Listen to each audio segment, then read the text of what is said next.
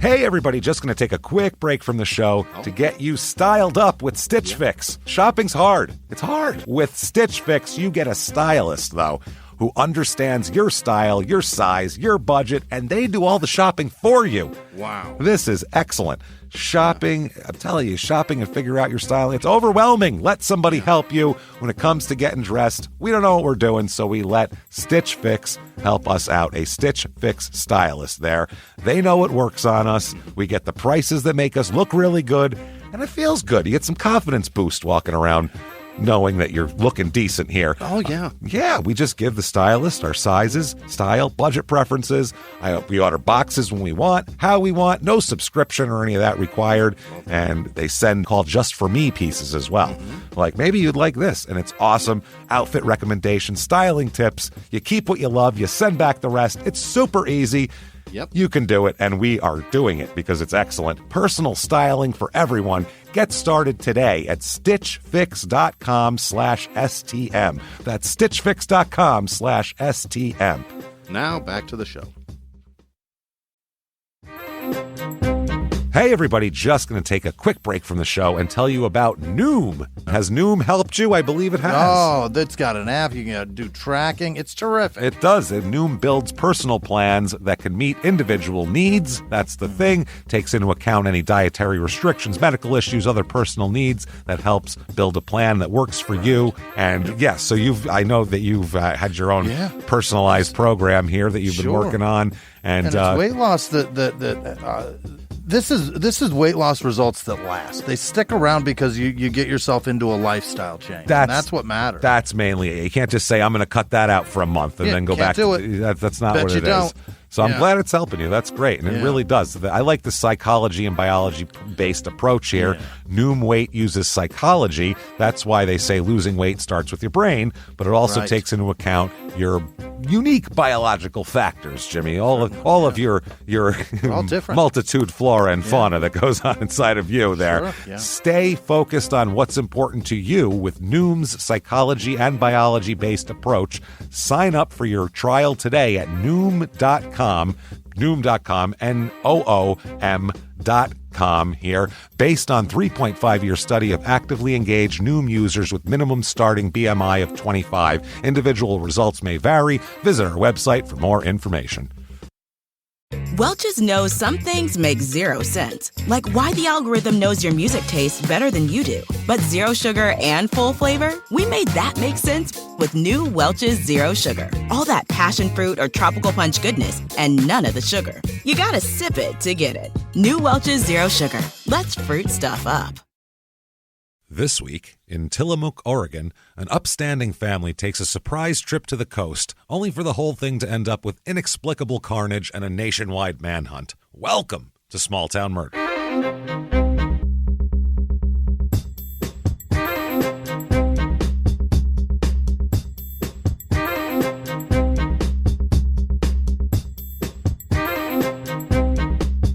Hello, everybody, and welcome back to Small Town Murder.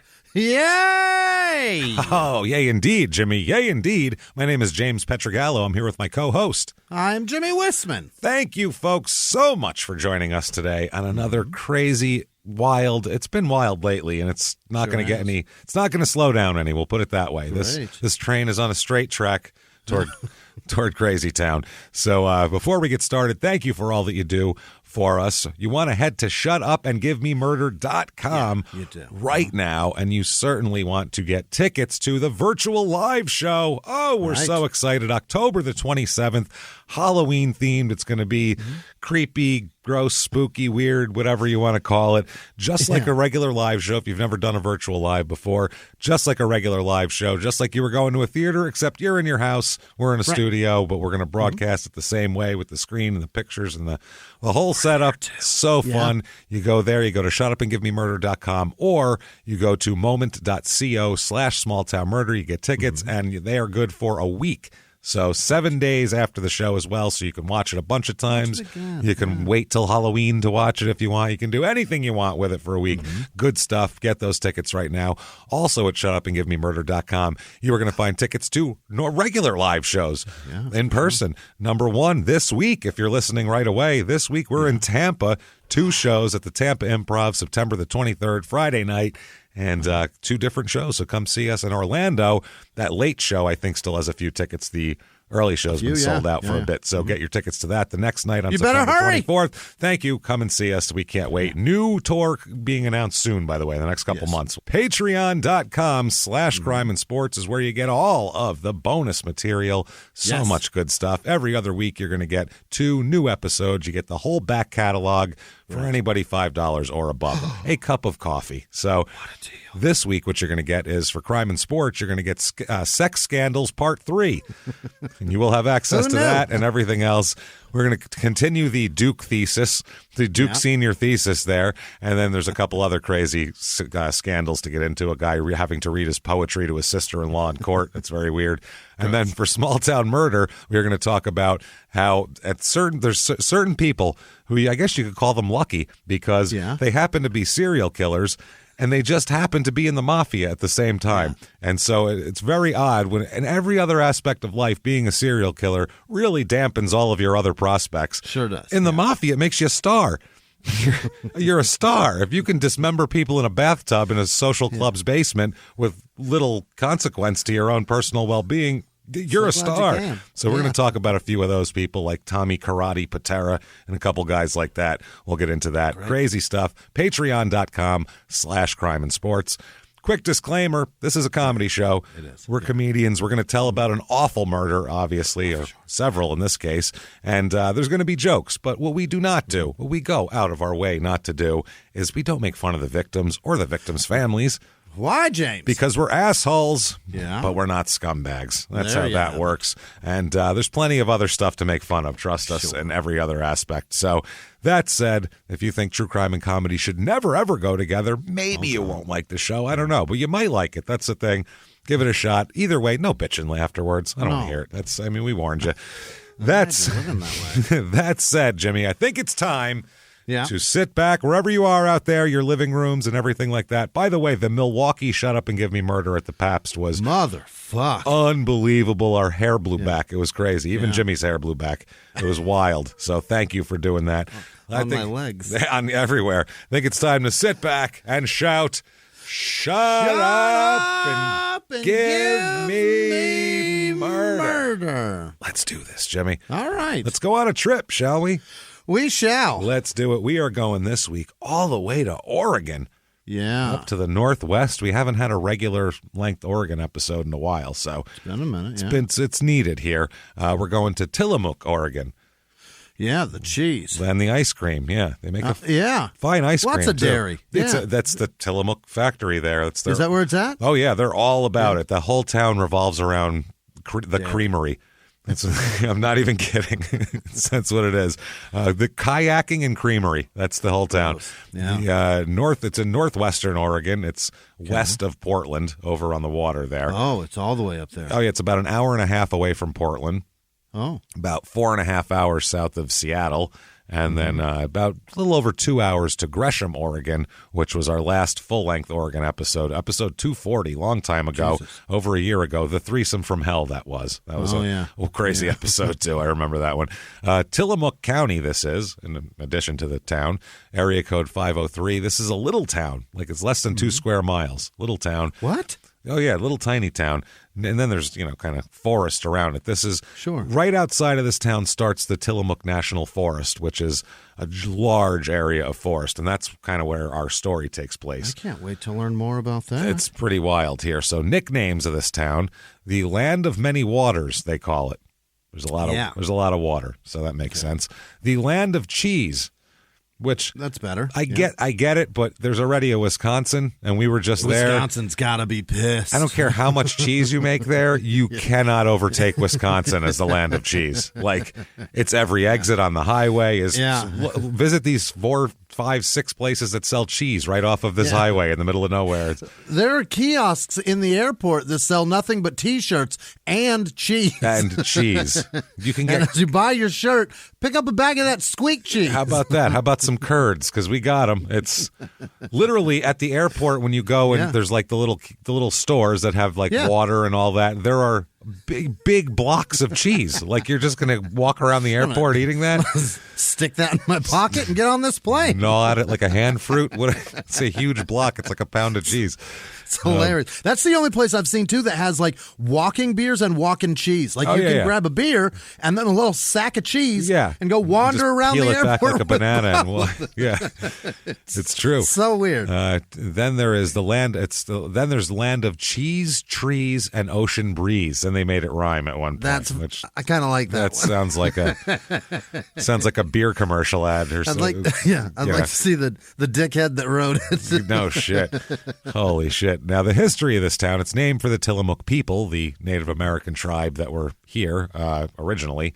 They lived here. Gotta be furious. They lived here till the early 1800s. They took off pretty early. Yeah, this is I believe that's the tribe that Lewis and Clark talk about a lot in their in the whole their story, diary of Lewis and Clark and all that kind of shit. Because that's how they. Gave him a sack of cheese and everything. Yeah, I'm sure they did. They gave him a big. They came in and they were like, "Their vanilla ice cream is wonderful." That was their first line in their diary. I believe it was Clark who called out the ice cream. big fan. Top-notch rocky road in this location.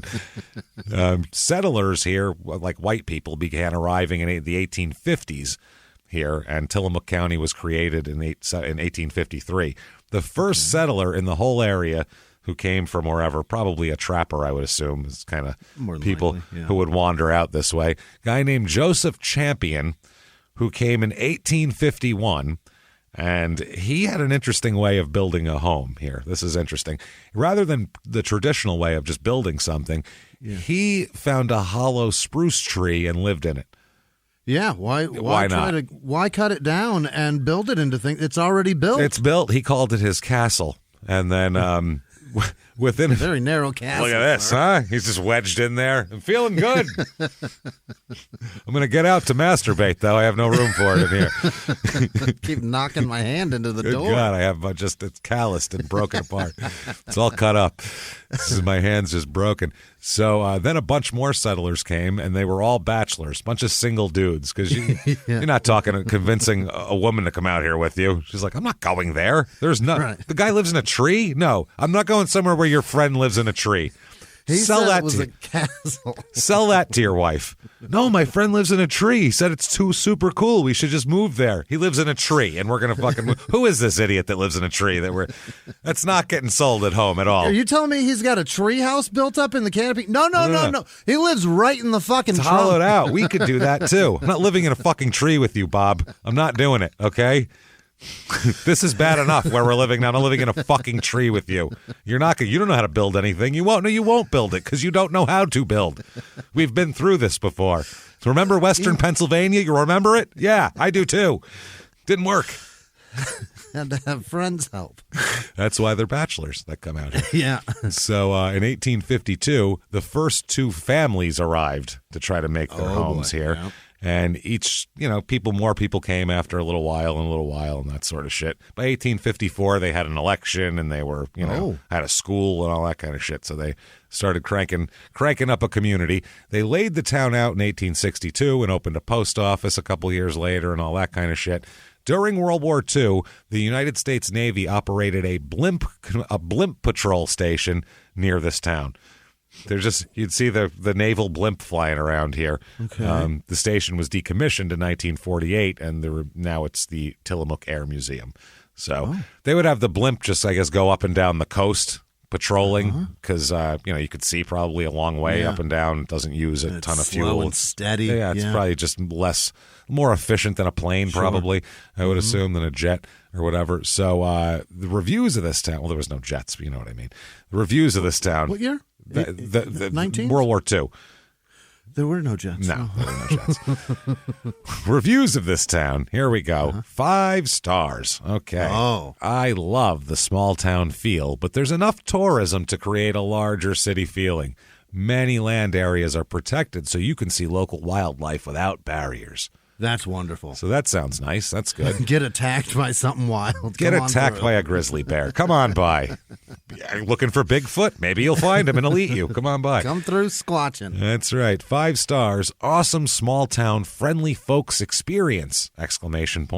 You will love the atmosphere and attention to detail everywhere in this town. Yeah. That's a strange thing to say. Attention to detail. 3 stars. A town where there are more cows than people. Well, okay. That's not a lot of people. I don't like that. Lots of good hike and outdoor stuff, so it's a good place for outdoor people. Not much of a town, though. Small, quite small. There are some really good food trucks, though. Not missing much, though. Okay, so keep on driving is what they're saying. Yeah. Here is 1 star. This person's very angry at one particular thing about this town. 1 star. Terrible real estate market. Okay. Been looking to buy a home in Tillamook for over 8 months. There is literally nothing for sale. Really? I'll tell you if there's anything for sale. Give it a sec. And in rare events something does come up, you are looking at no less than $500,000 plus for a standard everyday home, nothing special. This place is by the water. The whole thing's kind of on a hillside that overlooks the bay. Like, you're sorry, that's expensive. What do you want? Sorry, you're priced out of an amazing market. You can't live somewhere beautiful. It's expensive. You know what I mean? Jimmy lives in fucking the west side of Phoenix. Ask him what it looks like. I live in a dirt field because this place sucks. Because it costs $500. Yeah, because it costs $500,000 to look at the ocean or the water, bay, or whatever the fuck it is. Here we go. If you are in need of 4 bedrooms, forget it unless you have over $500,000 to spend. Okay.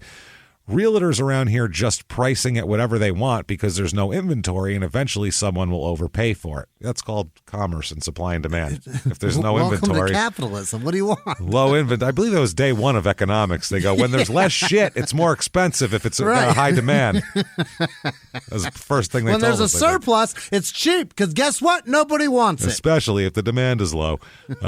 Negative equity around here is becoming the norm. When market readjusts and comes back to reality eventually, there'll be a whole lot of people upside down and negative in their loans. That could be.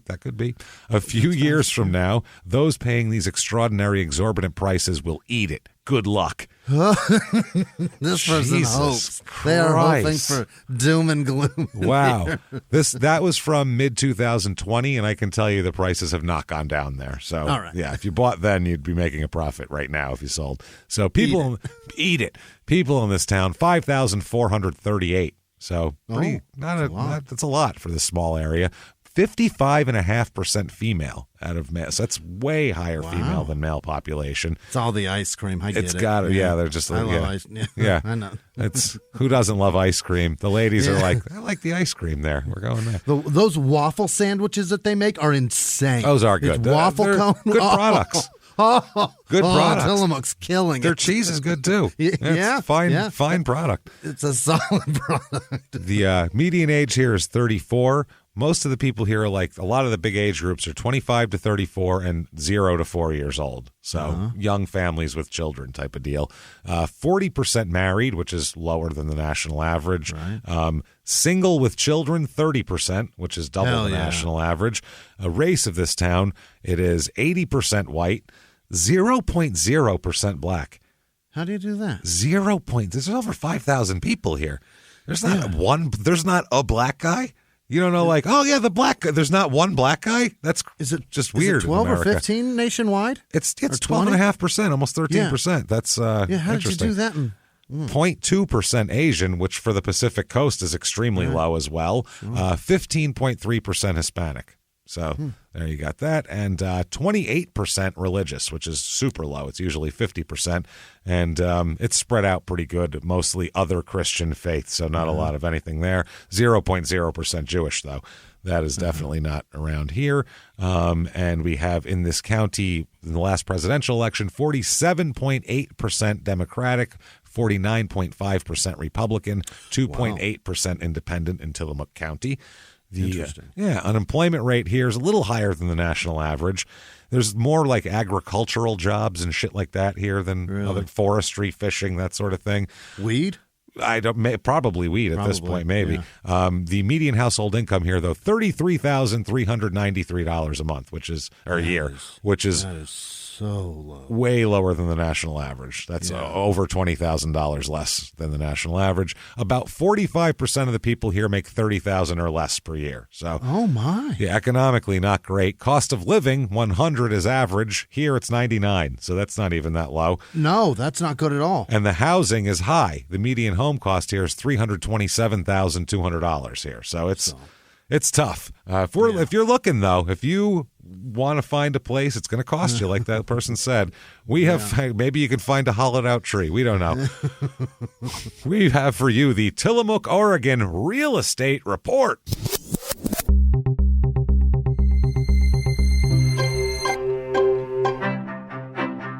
Your average 2-bedroom rental here goes for about $694. I don't know if they're not available or what, because that's super low. Yeah. It's got to be that they're not available. The average not average, I found a 2-bedroom, 1-bath. It's 696 square feet. Tiny. It is small. It's clean inside, but kind of older and a little bit depressing in there. But $169,000 for that. For 700 square feet? Yeah, small little lot, too. But you can actually live there for that. I found a 3-bedroom, 1-bath, 946 square feet. There's the floors are either scraped up, whatever there was there, or linoleum in a couple of rooms. Okay, so no good. No floors at all.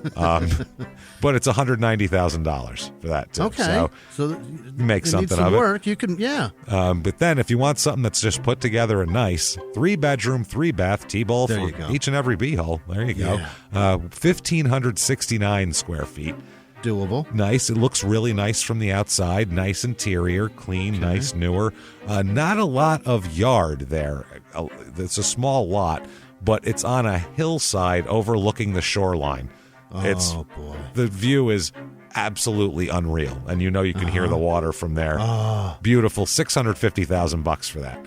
Deal. So, for that, that's not a bad deal if you have that kind of... If you see the ocean, for fuck's sake. Yeah, it's right there. It looks awesome. It looks cool. Yeah. It looks like if the Goonies lived in a nice neighborhood. That's what it looks like. Awesome. Yeah. So things to do here, my goodness. First of all, obviously, the century-old Tillamook Cheese Factory. I want it. Open daily for tours and tastings, baby. Hell really? Yeah. So, fuck yeah. You go up there, you can go eat some cheese every day. Yeah. The Tillamook County Fair.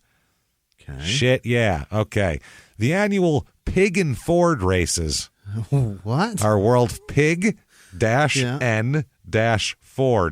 Pig and Ford. What is that? Okay. I thought you might ask. That's the thing. Weird part is I thought you might ask. There's going to be 2 races each day, Wednesday, Thursday, Friday, and Saturday. So the winners of each race will compete in the championship finals on Saturday. Yeah. So this is big shit, Jimmy. This is not anything. The sponsors of this, there's a million sponsors. The credit union, Pepsi Cola of Tillamook. Really? It's wild here. Would you like to see a picture? I'm riveted. Look at that, Jimmy. What? you just bring your pig? You sit, slap him in the passenger seat? You just sit on like an open framed Model T is what it looks like. It's what it looks like, yeah. And you drive, and then you just have a tiny pig sitting next to you in the seat, and you clutch him for dear life. It's this guy's took out his best girl for a Saturday night is what it looks like in the 50s. Like she's sitting right next to him, and he's like, "Come on, darling." That pig looks terrified. We're going to see the James Dean picture. This is the pig. Of course, he's terrified. The pigs aren't meant to drive in open carriage things without. They don't understand what the hell's going on. Get in, baby. We're going parking. The look on his face is pure joy too. He's got a big smile. I'll post this on the social media because it's so incredible. Crazy. And the look of everybody else is staring at it. They all look horny. They all look like they're like, yeah, drive with that pig. Like everybody's face. I don't understand the goal. To win the race while holding on to a pig. And if you drop your pig, I guess it gets run over by a car, and that's whoops. And then we take it out there and smoke it. And then we have a bacon fry. So they have the famous, they call it the world famous Pig and Ford races in the Grandstand Arena. You don't want to miss it, it says. So world famous. It's world famous, and you don't want to miss it. They don't even dress the pig up or do anything weird. No. It's just hold on to that pig and let him fucking. And drive with the other hand. That's exactly what it is. One-handed driving. They got to be automatics at that point, I figure. I guess, yeah. You can't shift unless you get the pig to do it. Shift. So they also have Pioneer Day on Thursday, which is part of this whole thing. Sure. That's more Pig and Ford races. The Offmore Arena for the Milk Chug-a-Lug contest. No, you can't do that. You can't do that. That's just vomiting all day. What is that? Don't do that. You can't chug milk. It's not meant for that. Don't do it. That is disgusting. Then the Marshall Tucker Band's going to play following the Milk Chug-a-Lug. What? I swear to God. How did they get Marshall Tucker? They're all 75 years old at this point. I don't know if they made an album since 1977. Who knows? I'm not sure. But their music in the 70s, very good. Good stuff. Maybe they're just coming for the cheese. Yeah, maybe they bribed them with cheese. They live in the area and they're like, share what the fuck. Pay and waffle sandwiches, I'm in. I'm in. Friday, you're going to have an open class dairy show. Okay. I don't know what that is. More Pig and Ford races. The Ryan Hurd will perform as well. I don't know who that is. They're doing a second run of the Pig and Ford? It's every night they do the Pig and Ford. Oh, my God. It's at the end. The winners of all these face off on the last night in the winners tournament, and then you're the grand fucking winner. Saturday, start grooming your beards now. The best beard contest is back. You better watch out, motherfuckers. I'm coming.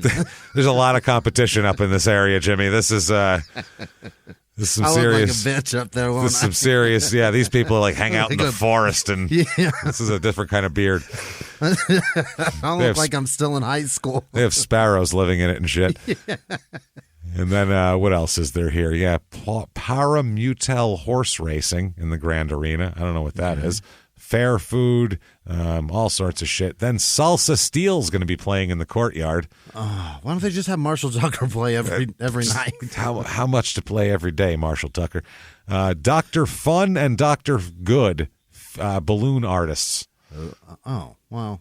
That Jesus, dirty for the kids, obviously. Dr. Fun and Dr. Good. Yeah, Beth Willis music duo. Okay. And then the Perry Gerber Band will be there. So that doesn't sound good at all. Doesn't sound good at all. Crime rate in this town, what we're interested in here, property crime, little bit high, about 20% high, but nothing outrageously outrageous. Okay. Violent crime, though, murder, rape, robbery, and, of course, assault. The Mount Rushmore of crime. It's about half the average nationally. So yeah, that's what happens when you got 55% women. Pretty safe. Yeah. The less murder is going to happen, certainly. So that said, let's talk about some murder, shall we? Let's do it. Yeah. Let's do it. My goodness, this is crazy stuff. So we got to go back to December of 2002 here, okay? It's Christmas week. Yeah. It's Christmas week in northwestern Oregon. We're going to be in the Tillamook State Forest, about 30 miles east of Tillamook. So in the forest. In the forest, yeah. So we're talking deep in the forest here. This is a pristine, protected wonderland of nature. This mossy trees. Oh my God, absolutely. This is some beautiful, beautiful area around here. If you like walking in the woods, this is a good place for it. So lots of stuff here. There's a couple people out hunting. Some hunters are out, father and son. It's Christmas week. They're having a nice bonding expedition out hunting and everything and walking around. Isn't that nice? No. This never ends well. Whenever someone's out hunting in this show. The birth of Christ for this kid. Oh, yeah. It's going to ruin a lot for this kid, I have a feeling. It's not a child, though. It's an adult. It's a father-son adult combination. It's not like a 7-year-old going, gee, Dad. It's, gee, Dad, I hope we see a deer. I hope we see Bigfoot. I'm going to shoot him between his big hairy eyes. It's nothing like that. Don't worry, Pop. I'll save you. I'll save you, Pop. No, it's nothing like that. But these two are out walking, and you never know, Jimmy. Thinks it could be a great trip, and then they go home. This could be the beginning of a story, and maybe it won't be bad for them. No, it is, though. As they're walking, first they see a few drops of blood in the snow. Yeah. Which, maybe. You see blood in the snow, it stands out. obviously. Yeah. And a lot of times you see blood in the snow, you go, somebody hit it, it ran, we're going to get us a wounded deer. That's real easy. That's the other thing. So anytime a hunter sees blood, it could be either what they're looking for or certainly what they're not looking for, which is what these two found. Boy. I doubt this is what they were hunting for. They follow the blood trail, and it has an ending, so that's good. But the ending is at a human hand sticking out of the snow. Oh, boy. With blankets piled on top of it. So they see blankets on the snow. They see... Jesus, imagine this. You're out hunting. It's Christmas week. Drops in the snow. This is why you don't follow drops in the snow. Well, that's nothing we did, so keep moving this way. Did you fire yet? I didn't fire yet. Let's go home. Somebody else's thing. I don't know. Yeah. Instead, they see like a lump with blankets with the blood leading up to it. So they're like, oh, my God, what is that? They thought it was, is that a baby? Like, because it's just could be something small. They didn't know what it was. And instead... they take the blankets off, and it's an adult human hand sticking out of the snow, which isn't much better, honestly. Nobody wants to find that.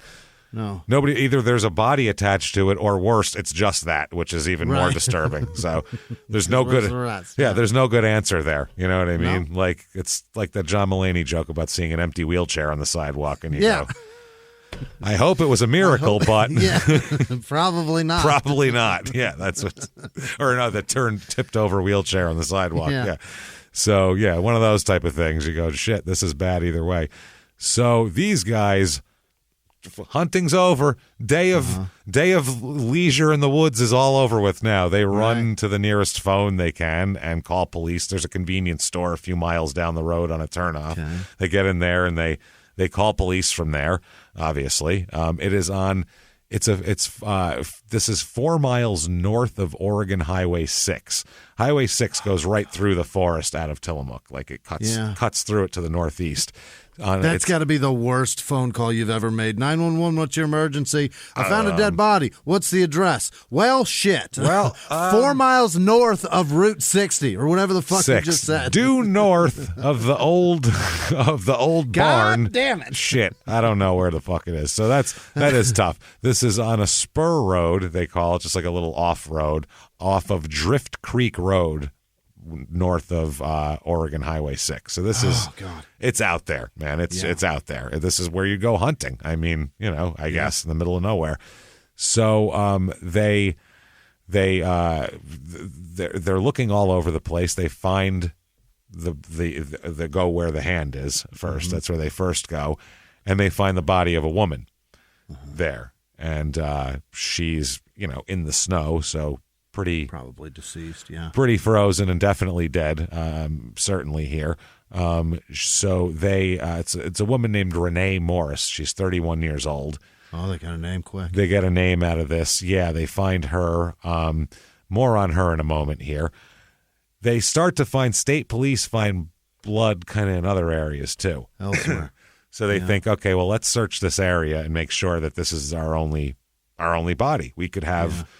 Maybe the person who did this killed themselves too, and we'll find. We have no idea. Search around for more bodies. There could be more people. This could be a burial ground for some psychopath. Who the fuck knows? Especially this is 2002. The last 30 years of the Northwest has been pretty lousy with serial killers. Boy. I mean, there's a lot of it. So generally, you find a body, you find several bodies. You don't know in this area. It could be anything. Yeah. So they look all around. As they come around here, the area that they're finding, that they found Renee, is covered with, there's a lot of like smaller trees and bushes, and this is an area that is mainly hunters and dirt bikers and four-wheel people. This is what... It's thick. It's thick. So, people make tracks and make trails through it and shit like that. So this isn't kind of a place where people hang out. It's kind of a place where they go through. Hey everybody, just going to take a quick break from the show to tell you about the safest sponsor ever, Simply Safe. Absolutely, these people will keep you safe. It's amazing. You know that every 26 seconds a burglary takes place in the United States, according to the FBI. That means that by the time this podcast is over, dozens and dozens of homes will have been targeted, ransacked, God knows what happens here. So protect your home before it's too late with Simply Safe proactive security system. Simply Safe helps stop threats before they even have a chance to break in. Named Best Home Security System by U.S. News and World Report 5 years in a row. and by us for about the last 8 years as well. If you trust us, believe me, you want Simply Safe. So visit simplysafe.com/small to claim 50% off a new system with professional monitoring plan and your first month free. That's simplysafe.com/small. There's no safe like Simply Safe. Now back to the show. This show, Small Town Murder, is brought to you by BetterHelp.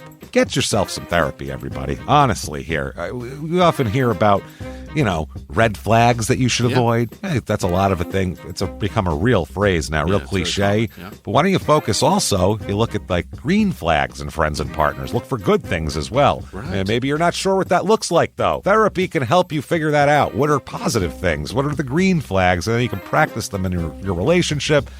It's absolutely a fact. And so, honestly, we absolutely are huge advocates for this. It really, really helps. BetterHelp is fully online, making therapy affordable. It's convenient. They serve over 5 million people worldwide. You can access a diverse network of more than 30,000 credentialed therapists, wide ranges of specialties there. Here's the coolest part. You're not getting along with your therapist, you're just not feeling it, you can switch at any time, no extra charge. Wow. The thing is, they want you to get help. That's it. And you can do it with BetterHelp. Discover your relationship green flags with BetterHelp. Visit BetterHelp.com/smalltownmurder today to get 10% off your first month. That's BetterHelp, HELP.com/smalltownmurder. Now back to the show. So as they look more, they find more bodies. Uh-huh. And it gets much worse because these are children that they're finding now. Oh, no. They find 3 more bodies. 3 babies? Three children and their mother, it turns out here. No. Yeah, it's fucking horrible. So they quickly find out who these people are because it's not very difficult to find out. The woman is Renee Lynn Morris. She's 31 years old. She's also 7 months pregnant as well. Shit, damn. And she's had complications in her pregnancy where she can't do a lot of things anymore. She's pretty much, not on bed rest or anything, but has hard time. Like, it's affecting her nerves. So she has a hard time. Like, her neighbor said she had a hard time writing out Christmas cards that year. Oh, bastard sitting on her pelvis. Yeah, her hand was fucked up. Like, there was some weird thing like that because she couldn't really do it. Her hands were swollen too. Yeah, some kind of issue that way. I'm not sure. It's so crazy how many complications women can have with pregnancy. It's really mind-boggling. It's fucking crazy. Yeah, if you look at it, there's a body in there that's just getting bigger and bigger. Yeah, I mean, in terms of like, just raw science, you're like, that's a parasite. My God, you know what I mean? It's sucking you dry. Yeah. It's trying to suck the life fat ass from you. tapeworm. Oh my God. Yeah. So it's frightening. So the children here are Bryant, who's 10 years old. Mm-hmm. 10 is the oldest. Alexis, who's 8 years old, and then 4-year-old Jonathan as well. Oh, terrible. This is a family. They live in North Portland. And so not too far away, hour and a half away, basically. Right. And they said that the case right away is being investigated as a homicide, but they said they haven't ruled out murder-suicide either. Oh. And the other thing is, right away, they don't know where her husband and these kids' father is. So they don't know if he's involved in this, if he is also a victim of this, if he's been taken somewhere, or if they missed him out in the forest somewhere. He could be. Jesus. They could have killed him first somewhere else and then taken the family to a location to do whatever to them and kill them. Because generally, in a situation where there's a family, they usually kill the guy first. Eliminate the biggest threat. Especially the father, because obviously he's going to fight. He's more of a physical threat than a 7-month pregnant woman to protect the children. Yeah. You know what I mean? So that's what that makes sense. So they don't know exactly what the fuck's going on. They're just very worried at this point of, holy shit, is there more? How did this happen? They don't know what's going on. So, but either way, the town of Tillamook over here and east of Tillamook, they're all like, what the fuck is happening? Losing their cheddar. Yeah. They said this is one lady from the clerk at the store said, it's unbelievable. This is a small community. I don't get it. Why are people getting murdered? So they're looking for the husband and father here. That's the guy that they want to at least can piece that together. If they can find him dead or alive, they can at least know what the hell. Maybe that's a key to it, or maybe not. Who knows? And then at least we have somebody that we can ask questions of. Yeah, but he's missing either way. He's missing. So the family's gone. He's not like at home going, she said she was taking the kids up north for the day or anything like that. They don't know where the fuck he is either. And the family apparently all left together. Yeah, apparently Edward Paul Morris, that's the father and husband here. Yeah. He's 37 years old. Okay. He had told his kids that, wife and kids, he said, hey, guess what? This weekend, you know what? I rented us a little house on the coast. We're going to go before the baby's born. We're going to go have a little weekend, nice like family vacation here. You know what I mean? Which is a good idea. So he tells them all of that. And it's like, December 18th. So they all pile in the Christmas vacation. Yeah, Christmas vacation. That's what I mean. They all pile in the car here, and he puts his Clark Griswold hat on, and here we go. We're fucking going off, Sparky. Yeah. So they drive off in the minivan. It's a gray minivan, Chevy or a Dodge Caravan. I mean, it's really a 93 Dodge Caravan. You can't get any more. I have 3 kids and one on the way than a 93 Dodge Caravan. Boxy shit. Gray. Yeah. Gray. I know exactly what it looks like. Probably has that dark blue stripe down the side of it. I'm sure it does. It does. Yeah, just a big box that you can stick all your kids in. Why did dark blue and gray go together? Because nothing else goes with gray, really, I guess, except for like bright colors. Red and white do, yeah. Yeah. I see people do that. I don't know. I don't know shit about that. I'm half colorblind. You know how I am. Dark blue is a fascinating choice. I can't see colors the right way, so I don't know. That's weird. I don't. I really don't. That's why I wear mainly lots of blacks. I can tell what black is. Dark blue I get. Certain shit like that. Or if it's got to be something bright, I know what that is. But anything in the middle there, it all kind of blends together. It's interesting. It's very strange. Anyway, I get made fun of it for it all the time by everyone I know. So I'll be like, oh yeah, that's purple, and everyone's like, that's not purple. Sorry. Orange, Jesus Christ. It's always blue. I can't tell blue and purple apart. It's very weird. I don't know. Either way. It's just a little bit of red that changes it, so you're all right. It's definitely got blue in it. You're right. Hasn't affected me at all. Hasn't affected me, really. I don't mind. It's fine.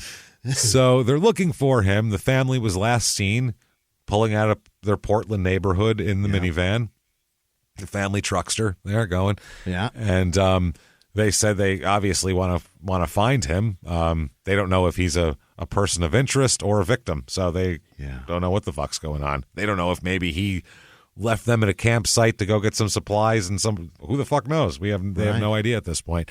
Either way, though, they know they have to expand the search for bodies at this point. So the police, the guy who's in charge in the area of the police, said, we're expanding the grid to see if there are any more victims. I hope to heck this is it, but we just don't know. He hopes to heck. I'm going to need you to get a little more grown up, sir. When there's 3 dead children. Yeah, it's okay to swear. Let's just say, for the love of fuck, there better not be any more goddamn fuck. If I find the body of one more dead child today, my psyche can't take it. That's what he should be saying. I will motherfuck this town from the top of the heavens to the bottom of hell's fire. Like that's what I would be saying if I just had to pull 3 children out of the snow and a pregnant woman. I have 3 children's corpses in my fucking woods. Yeah. I've had enough of this bullshit ass day. Yeah, heck would not be coming out of my mouth at all.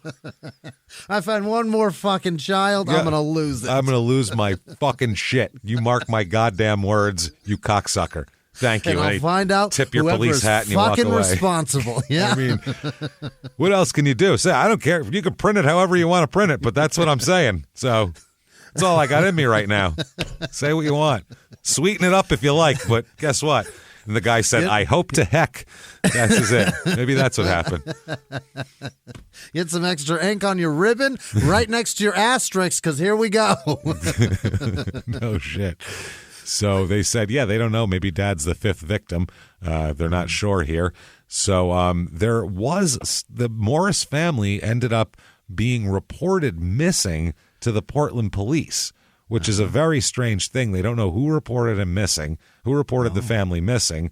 They told people they were leaving. So if they were gone for a day, Everyone expected them to be gone for a day. Yeah, why would you? Yeah. There's no one to report them missing. That's the thing, which is weird. So that's what they don't understand, what the hell's going on here. So anyway, that report gets broadcast statewide, and at this point that they're missing. Because at first it was just a little in the area thing, and now it's like, okay, people are dead. Let's find this guy. They report Edward Morris as being 6 feet tall, weighing 200 pounds. He was had short brown hair and clean shaven. He's got receding short brown hair and clean shaven guy driving a 1993 Dodge Caravan with Oregon license plate WSH 171, which is memorable because that's like Washington. You know what I mean? 171. 171. It's a very easy license plate to memorize, which is helpful in this whole case, as we'll find out. So it also has several rear bumper stickers on it as well. Oh. Okay. One, it's like several stickers that spell out Jesus as one of them. Then there is one for a guy named Louis, I don't know what he is, Palau, who is a Beaverton area evangelist. He's a religious guy. He has his own like religious movement. They thought he was going to be they thought he was going to be the next Billy Graham when Billy Graham died. He was that guy. He was in this area. Religion isn't that big, as we told you. Right. There was very little religion in the thing up there, and he's got like the biggest kind of movement in the area. Okay. So of an evangelist kind of a sort. And then he also has a Promise Keepers bumper sticker as well. Okay. I don't know if everybody remembers the Promise Keepers, but that was a big deal in the 90s. Right. And they've resurfaced recently, but they've tried to, and I'm not going to say I know what the fuck their new goal is, but they've tried to kind of change their image a little bit recently. Yeah. You know what I mean? Well, yeah, because this is what I remember from the 90s, okay? And this is what you'd see on the news. They'd be like, there's the Promise Keepers, and it'd just be like a bunch of dudes sitting in the woods together, like camping and talking about how they should be better dads and shit like that, right? That's be a stronger man. That's what it was. You got to support your family better and blah, blah, blah, blah, blah. And if you read the stuff, you'd go, well, that all sounds positive. Yeah, you should be. It says like don't cheat on your wife and all that. You go, you should be a good dad and not be a shithead, and you should take care of your family and all that. But then it kind of got, once you get a bunch of guys in the woods, things go beyond that, and then you start getting other weird shit involved in it, and it starts getting weird. And I think that's what happened there. This time I know they've made, in the new incarnation of them, I know they've made a big deal to say, hey, we're not Nazis. That's one thing they've said, like, because they're like, there's Oath Keepers, there's Promise Keepers, there's a lot of keepers out there. Close, hey, like they make a big deal to say they're not racist. Like they get like other different races, religious leaders to be included. Yeah, they really want it to be all inclusive now. Not saying it's good or bad, by the way. I'm just saying what I've read about it. That's what I've read. So don't say, hey, actually, because I don't fucking know. Don't care. Don't care either. That's the other thing. Don't care. I'm not getting involved in your club. No, certainly not. I'm not. I wouldn't be in any club of any kind. Imagine me in a club. I'd be the most annoying. What are we doing this for? For what? Even in those Italian clubs, you probably wouldn't even want it. No. I'd be like, you fucking get the hell out of here. Yeah. Can we I'm here to eat. That's all I'm here to do. I don't want to talk about soccer. Pasta? I don't want to bitch about a nice that. Tuscan steak. That's it. I'm looking for something good, for some good food here. It's the only reason why I'm a part of this. Yeah. So now they go around, obviously, at this point, people are curious who these people are. What are they all about? Sure. I mean, the bumper stickers paint some kind of picture right there as far as what they're into. And neighbors and friends describe them as very quiet. Like you're like you would expect a typical little family to be, just quiet. They describe them as devout churchgoers. Sure. I guess Edward started his own business earlier in the year called Cornerstone Total Maintenance, Inc. Okay, so is he doing cars or houses? It's like a construction business, because he's previously had a roofing business that didn't quite work out, and he's also had like a painting business. So he does like home repair, maintenance, construction. Exactly. So Cornerstone Total Maintenance, Inc., and with another man, Paul Gasparetti Jr., is his business partner here. Got himself an eye tie. Hey, come over here. over here. Come on, let's fix some shit. What do you say? So the family lived in the end of a cul-de-sac, or dead-end street, you could really call it, because it wasn't a cul-de-sac, but I'm going to choose to call it a cul-de-sac. A squared-up cul-de-sac. And but it's a nice neighborhood, too. It's well-kept house, little house, small houses, but they're nice little yards, well-kept up, that sort of deal here. They have a one-story white house, decorated up for Christmas, everything, little plants hanging on the front porch, the whole it's a very family homey looking house, basically. It's just like that. Since they've owned the house since 1995, it is a 3-bedroom 896 square foot house. How do you put 3 bedrooms in there? That's tough. Well, also, that's all it is. It's just 3 bedrooms. How do you have 4 kids in there? To have 4, because there's 4th on the way, 4 small children and 2 adults and 896 square feet is I guess that's 2 in each room, and you get her and... That's a tall task, man. Yeah. That's a tall task. That's just a lot. Really is. There's not a lot of room, because that'll be a small living room. That's going to be 6 people crammed into a small living room, small kitchen space. It's just not a lot of space. You never had to share a room with anybody, for that many people. I have. I don't want to talk, but I have. Nobody my age, put it that way. I never had a sibling. I've had to share a room with my aunt and shit like that. Yeah. My mom for a It's fucking very year. weird to share a bedroom with somebody that's your age as your sibling, and then one of you is in trouble and have to be in the room, and then the other one just gets to freely come and go. What's up? Later. It's so weird. It's the worst. Sharing a bedroom with somebody sucks, especially when there's some sort of fucking discipline involved. They'll fuck up. They'll lock down the whole room. Oh, you're still in lockdown? I'm going to get out of here. All right, let's go. Now, this house was in North Portland, where they live. Yeah. In 1990 or in 2002, it was valued at $108,410. So, smaller house in the city here. It would probably be worth a lot now, because everything in Portland's worth a probably lot now. $253. Yeah. Now it'd be worth fucking. I bet it's $500,000 now for that thing. Think so? I bet it is. Yeah, in certain area, if it's in a decent area, probably. Yeah. Shit's real expensive in Portland. So his mother died, and he inherited the house in 1995. That's how good way to get stuff. That's how they came of it. They came by it in terms of death.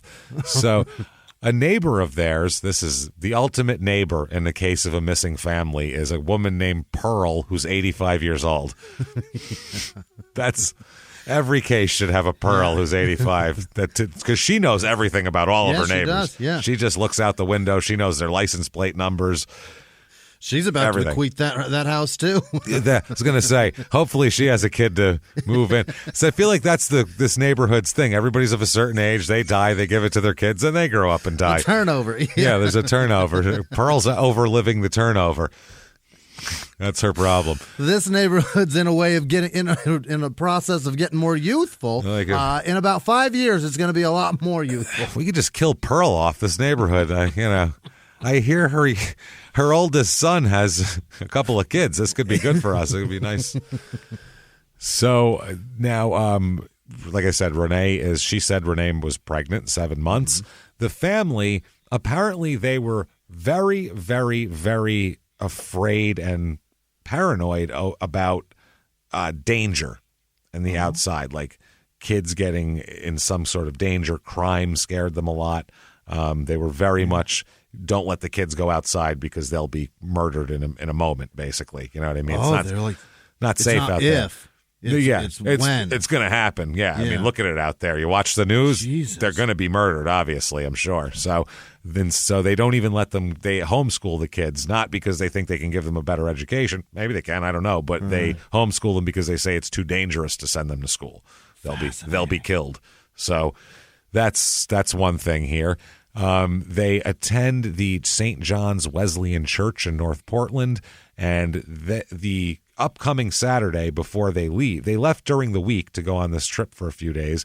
That Saturday, there's the Christmas play at the church, and Renee is supposed to be the co-director, and 2 of the children are supposed to be in like prominent roles with lines and everything. So.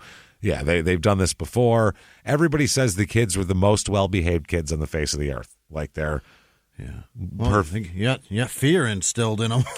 Something, at least fire and brimstone, something. Yeah. So that's how they were. I guess they had a lot of close friends at the church. They were talking. The neighbors were talking about Edward had recently built a swing set for his children in the backyard, awesome. And they also said Edward is constantly helping any of the elderly neighbors with the yard work. And there's a bunch of elderly people. There's basically elderly people or their kids, like we were talking about. So he goes around and he's weeding and edging all sorts of yards and mowing people's shit, and he's taking busy. care. Yeah. Yeah, he's got a lot to do in the neighborhood, helping out all these old people. And they're all really, they're really thankful for it. Everybody in the neighborhood's like, Edward's a fucking great guy. Helps me with my yard work all the time. What a good guy. Kids are great. Kids come over and help him too. It's amazing. Yeah. They said the only thing that happens, it was a little shitty with them, that was everything's going well except for 1993 they filed for bankruptcy, which happens. I mean, they had a business and the business went bust. It was called Sunrise Roofing. And the business went under. They had no choice but to declare bankruptcy, which that'll happen. Listen, Upside when you're down. a roofer in a small town, you're working yourself out of a job. Yeah. You have Unless to fix new it poorly. shit being built. Yeah. Or your fingers crossed for a tornado or something to come through. Yeah. Come on, natural disaster. Give me something. I've put up some real nice roofs around here. Fuck, I'm running out of houses here.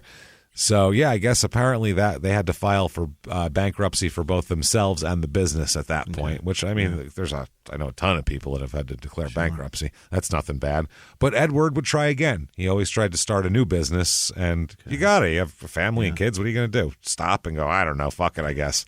I guess you got a day job. Yeah, where in this town? There's not a lot of places to work unless you're like a professional fisherman or something. I don't know where the fuck you're really working. So he tried again. He began a business called Cornerstone Total Maintenance this year. And in between, too, he had a couple other businesses, a painting business. He was doing a whole bunch of shit here. He finds this Paul Gasparetti Jr. They become business partners and everything like that. So back to Pearl Borg is her name. B-O-R-G. Pearl Borg, 85. And this is in 2002, so she's certainly dead by now. Unless she's 105 years old, which is, I guess, technically possible, but I doubt it's possible. Pearl? Hey, Pearl. Pearl! Listen. If you're alive, Pearl, Pearl, over here, Pearl. Yeah, that's right. Listen, if you're alive, not dead. Yeah, pulse. Yeah, you got it. Yeah. You got it, Pearl. That's right, on the nose, babe. If you're alive, call us, okay? Have your grandchildren show you how to tweet at us. Get your great-grand, they'll know what to do. And have them get on like Twitter or Instagram and have them send a message and say, Pearl's alive. I know you're alive, Pearl. I just said, tell us that. We know you're alive. We want you to hear it from you. Thanks, Pearl. Thank you, Pearl. Grace? Yeah, I know Grace. I know Grace. Shit, never mind. Pearl forgot already. So Pearl said that Edward would even come and help her out inside the house, would clean for her, anything she couldn't reach because she's old. He replaced light bulbs for her so she didn't have to climb up the step stool so she wouldn't fall and break her hip. Would mow her lawn for her, the whole lawn. Yeah.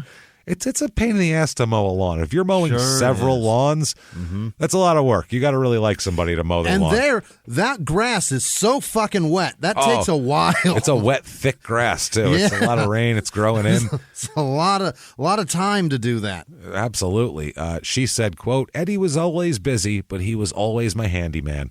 Oh. That's what Pearl said. She said 10-year-old Bryant would come and help him out all the time, too, help him mow and stuff. She said, I've never seen kids work like they did.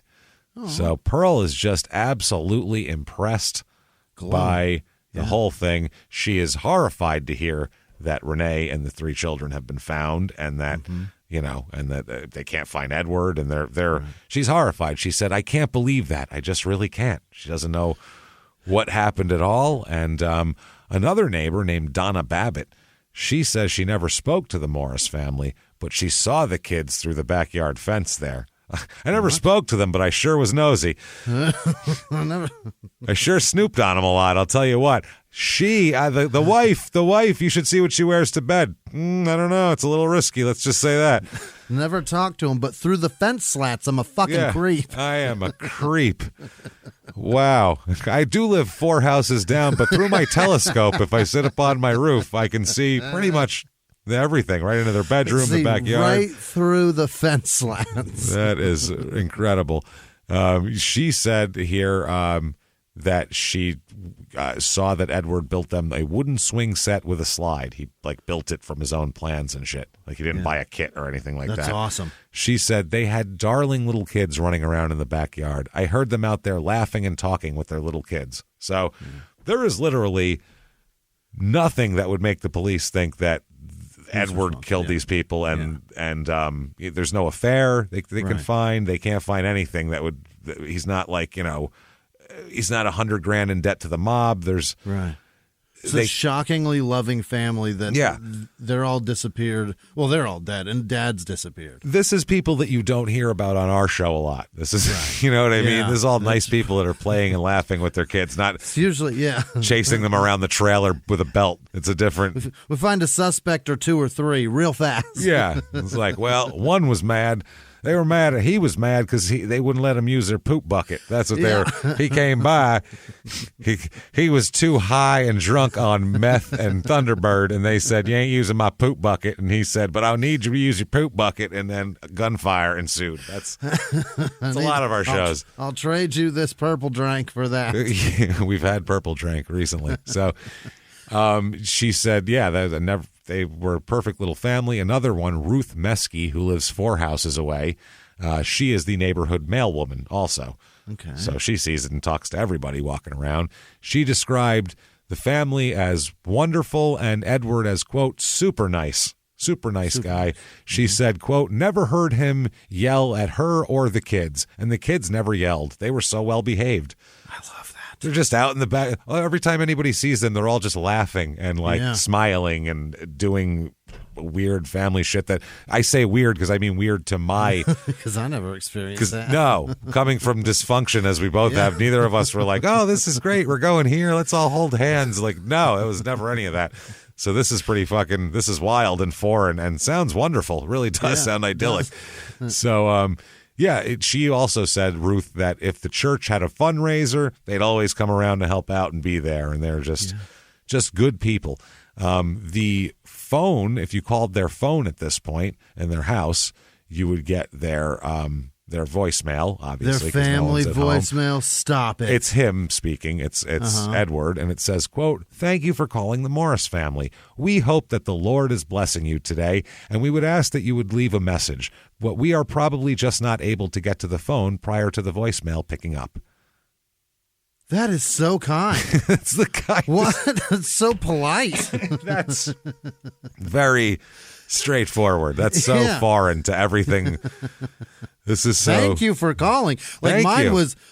You've reached us, and my stepfather was not thrilled that you were calling anyway.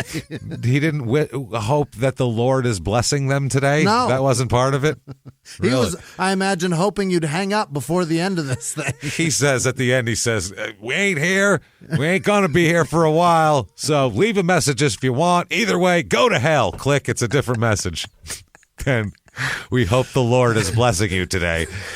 And we would ask that you would leave a message. That's kindly. It's other than leave a message if you want, cocksucker. It ain't my fucking. You're the one who called. Shit. Yeah. It's like if you're still listening, I guess leave a message. I don't want to listen to this. I suppose if you think that you're that important, leave a message. Are you going to give me something to listen to later? Here, go ahead and do it. Shit. So they left in the minivan. There are other cars at the house. There's a white Dodge Tradesman 300 van there as well, which I believe is one of the windowless white vans that are the work vans. Yeah, it's a work van with all the tools and shit in it. That was sitting out in front of their house that weekend, and the rest they looked in the van here. The police are investigating, trying to find any hint of where they could possibly be. It had tools. The roof had ladders. It's a fucking work van. There's nothing special in there. There is 2 straw hats and a red Bible on the dashboard. Oh. So, probably for outside in the sun. And then Read a little something to get you motivated to get up on that roof. Read something at your lunch break. I'm not sure. Some lunch reading material. And then behind the van was a red Mercury Sable GS, which is what my racist nan drove. A Mercury Sable. Mercury Sable. When she traded in her 77 Thunderbird, she got that. She had the Jubilee edition, which was like it was orange. The thing was fucking awesome. It was a boat, and she got a Mercury Sable. It had a faded American flag taped inside the left passenger window. The rear window had a flag with, quote, "Our country was founded on the gospel of Jesus Christ." Oh, boy. And also, "Give me liberty or give me death." Oh, boy. Yeah, there's some interesting stuff mixed into that. It's a fascinating car. It's a very... Very strange car, yeah. Not the guy you want to be stuck in traffic behind. No. You figure if you honk at him, he'll probably fire a gun at the window at you, just out of... There'll be a report out that window at some point. So, yeah, they said now Ruth is the person in the neighborhood who said she, I guess, saw them last. She said she saw Renee Morris Tuesday or Wednesday carrying a few groceries from the car into the house. Yeah. So that's kind of the last time anybody's seen them other than driving out of the driveway. Okay. So they asked the police, what about any evidence? And the police don't want to give anything away right away. Sure. They say there's a lot of evidence at the scene, but I can't go into that right now. He does say, quote, "It's a heinous crime. Tillamook County has never seen anything like this before. Our goal is to find out who did this." Yeah. And then gives out the phone number for anybody who has any tips or information. And this is bad, and it's also... We're pretty mad about all the overtime we have to work right now. There's going to be a lot. This near Christmas. Yeah. Right at Christmas. Now, this is great. Boy. I was supposed to go visit my wife's aunt. Now, they're going to have to go without me. I know it's a tragedy. I'm only doing this press conference so my wife knows this is real, and I'm not making this shit up to get out of seeing that woman. Because I told her, and she said, "Bullshit," was her first words. And I was like, no, for real. I swear. So about a year before this, there was a quadruple homicide on the Oregon coast as well, which was for an adult female and 3 young children as well. Mary Jane, and they found 2 people, pulled them out of the bay. So, yeah, this was right after they found Mary Jane and Madison Longo, pulled them out on December 27th, and about a week before that, they pulled out Zachary and Sadie Longo in another area. No. So they were killed and put in the water, and it turned out to be the husband/father, Christian Longo, was the guy who did this. So this is like a year later exactly, during Christmas break. And for that's one of the reasons why that's the only reason they have to suspect that Edward might be a part of this and not a victim, because they have nothing from the past and no red flags, nothing like that would make you think that he would kill his family, other than this is what happened during Christmas last year. Right. Other than that, that's all they have. So, they're going on that, and they're going, well, we have to look at it because of that. So, hey, everybody, just going to take a quick break from the show to tell you about a healthy, delicious item, Hero Bread. And we're both trying to get healthier this new year. Jimmy had a eye-opening doctor's appointment and things like that. Yeah. So we're trying to get healthier, and I'm telling you right now, this Hero Bread is a good step in this direction. It's delicious, and it is really good for you, and it's really excellent. They have the sliced bread is good, the bagels, the tortillas. I know you've been they're terrific. Ranting about the tortillas. They're so good. With Hero Bread, you can focus on your health goals and still indulge in the soft, fluffy experience you love, but guilt-free. I really love the little Hawaiian rolls, too. Yeah. They're so good. They're so good. The Hawaiian rolls, they're legit. They're fluffy. Yeah. They're exactly how you want them to be. You'd never know it's low-carb and high-fiber bread from the texture. You get the soft, fluffy experience you know and love with your savory breakfast sandwich, late-night grilled cheese, Taco Tuesday. Do it. No compromises, just flavor, ultra-low net carbs, 0 grams of sugar, high in fiber. It's fantastic. Hero Bread is offering 10% off your order. Go to hero.co and use the code SmallTownMurder at checkout. That's SmallTownMurder at HERO.co. And now back to the show. Hey, everybody, just going to take a quick break from the show and tell you all sorts of good stuff about Chime.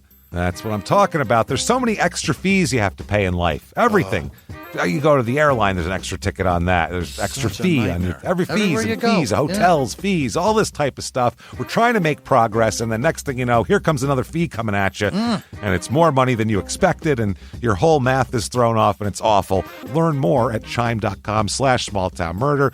Chime is great with that stuff. I mean, you can't beat if your things are a little tight, especially around the holidays or after the holidays.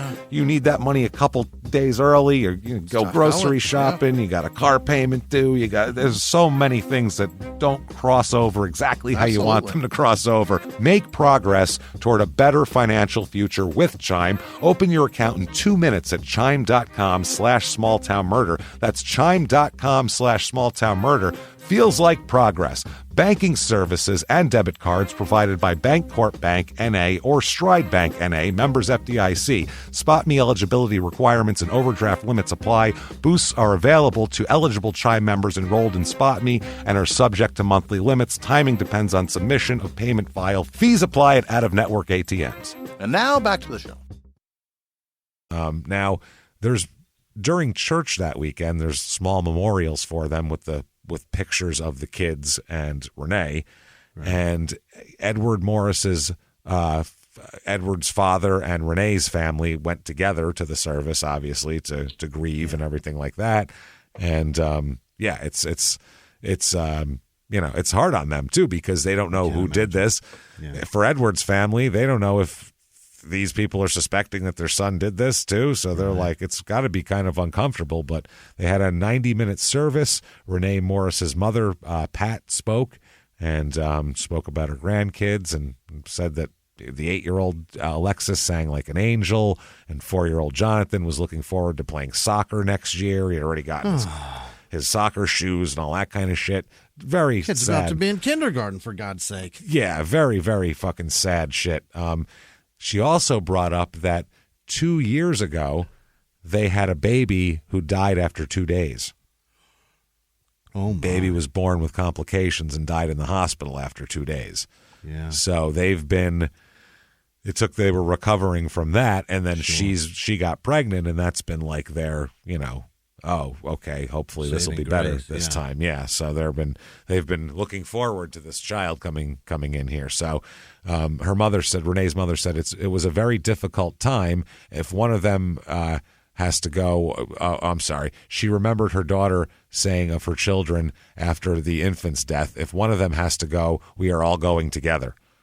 Oh, what? So, the fuck kind of thing is that to say? That's a very strange thing to say. That's when they heard that too. They were like, wait a second, that doesn't sound right, So that's what she said too. So that's a very strange thing. They had a slideshow of photographs and everything. The mother also said, our family and close friends want to share these memories with you, so you will know Renee and her 3 children for who they were, what they lived for, not how they died. Now I'm not a religious person, but I know somewhat of study a little bit about it. But that's one of those things where people are saying they're going to be together in the afterlife. So it's better if they all go together than having one of them go, having one kid be alone in the afterlife without you type of thing. I think that's part of, that's just I don't think that means like, if one of them dies, I'll kill everybody. Right. That's not what she meant. But to people, we hear that and we're like, Jesus, that means if one of them dies, I'll kill everybody. Whereas she meant, I'd rather we all be in the kingdom of heaven at the same time, I believe was probably her thought process of saying that. But you still have to look into a statement like that. You know what I mean? And you find her and her 3 kids dead and the husband's missing. You don't know what's going on here. So, they said that the family didn't want to talk to reporters yet.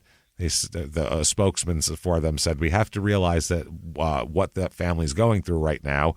And he said that, it's a tough time, a trying emotional time. It's going to be for the upcoming days. When the time is right, the family is going to speak to the press here. Don't worry about it. So they're searching for Edward. Yeah. Obviously.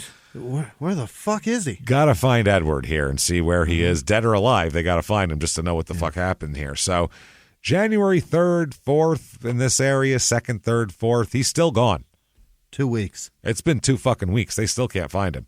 Oh, man. They don't know where he is. There's now an FBI. The FBI is involved, obviously, because he could be obviously somewhere else. Yeah. They could be searching for a body, so they need all the manpower they can get. Sure. Charles Matthews, who heads the FBI operations in Oregon at that time, he said he could be anywhere in the world. He said he could be down the road. He could be in New York City. He said, we have no idea. It's been 2 weeks. An island. It's been 2 weeks, yeah. Or he could be dead in the forest and we didn't find him. Like, it's literally, we don't know where he is. It could be anything and anywhere. Police receive, over this period, they receive 615 tips.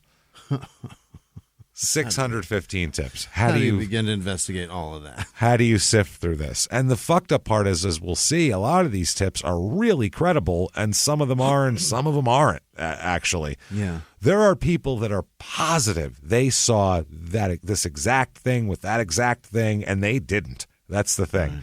Right. Some people, I think, might just think they see it, and then in their brain they made it that after an hour. Or some people just want to get attention. I don't know. They're just bored. Yeah. They just want to be involved. I'm not sure what it is. But when you mix all that together, that's how you get 615 tips. Right. Yeah, that's it's got to be something with the innocence of the children being taken. You know what I mean? Like, people want to help too. You want to be the one, and not just help, but be the one that fucking opens this whole thing up. Absolutely, they do. Absolutely. You want to be. You've done something good. You're a hero. Right. And for good or bad, for whether that's for ego or just wanting good things to happen, it's either way. It doesn't matter. It's the same result. So It's good.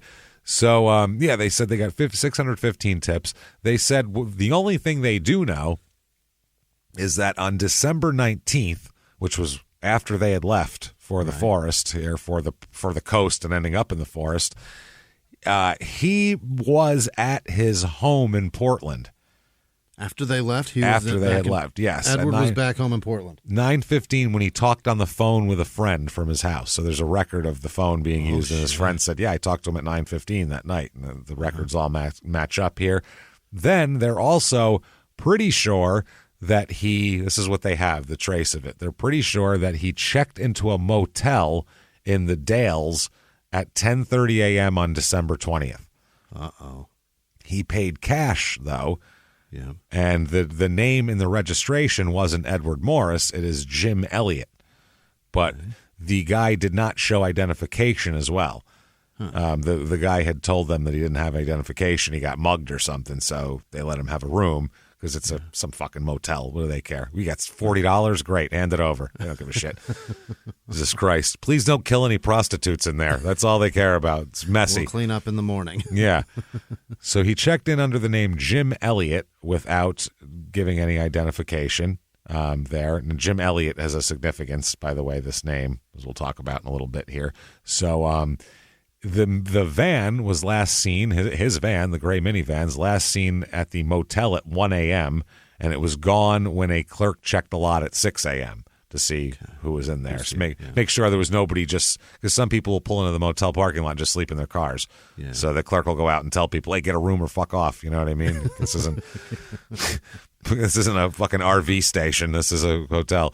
Yeah. So they said that given all of this, they think that the murder must have happened sometime between 10:15 p.m. on December 19th, which would be enough time to get from the house out to this woods area, and 8:30 a.m. on December 20th, which is enough time for him to get to the Dales by that time and check into that motel. So it had to be in there. Otherwise, why is he on the run? You know what I mean? Right. They think now they're like, okay, well, if there's sightings of him, he must be fucking. If your family was murdered and you escaped it, you wouldn't go just drive around. You would go to the cops and. Yeah, you'd probably not be in a hotel paying cash with somebody else's name. That's the thing here. So, very good way to put that. So, they said that timeline would have allowed him to drive from North Portland to the Coast Range there and from the Coast Range to the Dales. That would line up like that. So, a shitload of callers start calling, and reporting seeing Morris in the Olympia, Seattle, Bellingham, Washington, and British Columbia area. Oh. So there's SeaTac. Yeah, way up there. That's where they're thinking, northern Washington, near the Canadian border. Maybe he's trying to get to Canada, you know what I mean, and escape. Who knows? Trying to make it to Alaska or something and hang out in a fucking Quonset hut in Kodiak. Build a fucking igloo. You never know.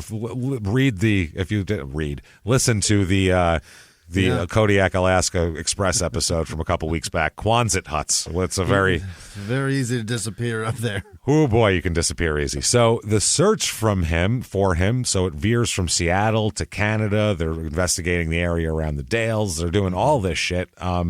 A motel clerk told them that that this person saw a man who appeared to be look somewhat like Morris, at least, driving that gray minivan also, so that day in that area. Here's the other thing about a guy driving a minivan around that time. They all look the same. They all look the same. Yeah, the they're man all in a defeated. Defeated. Looks like every one of them looks like they lost their family, not like they like they have a family. No man has ever dreamed of having a minivan. This has never happened on. Not a thing. I'm not saying women have either. I'm just saying I know as a guy. I've never heard a guy when we were kids be like, "I'm going to get me a sweet minivan when I grow up." Never. Even Toyota tried to make them cool, and they still suck. Yeah, no good. Shit. Even Method Man tried to make them cool, talking about MPVs all the time. It was like, it's still a minivan. Yeah. God damn it, man. Because you could fit a lot of people in it. So, they are Wu-Tang in general. So, anyway, they said that investigators have verified the sighting in the Dales and were canvassing the Dales area first. And they featured right away that next Saturday night. So it's a week later. He is on America's Most Wanted right away. Oh, like shit. that. We're looking for this guy. He's out there. They also, FBI put shit on their website about it to get tips. I mean, it's an all hands on deck effort to find this fucking guy. They said they also described him as possibly armed and dangerous. Oh. So watch out for that. They said also that they might be looking for a missing gun as well. This is what they told Morris's father. So Morris's father told the media. The FBI told me they were looking for a missing gun also. Yeah. So they asked that citizens be on the lookout for the 1993 Dodge Caravan with the bumper stickers and obviously the license plate WSH 171.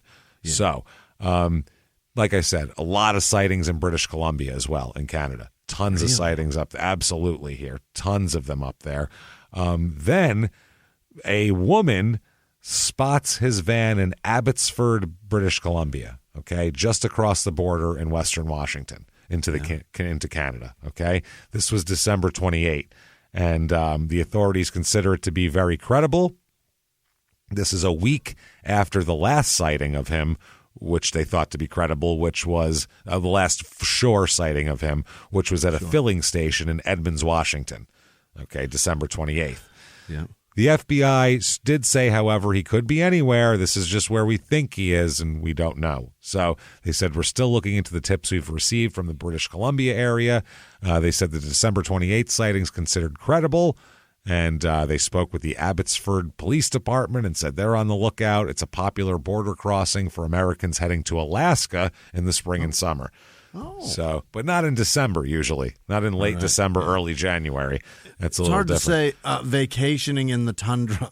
Yeah, we're gonna go vacation just in. No, it's all frozen, but we have a Quonset hut. It's gonna be great.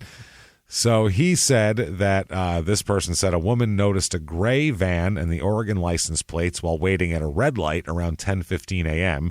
She described the driver as a white male, 40 to 50, which he looks a couple. You could definitely, if you said he's 45, you'd go, okay.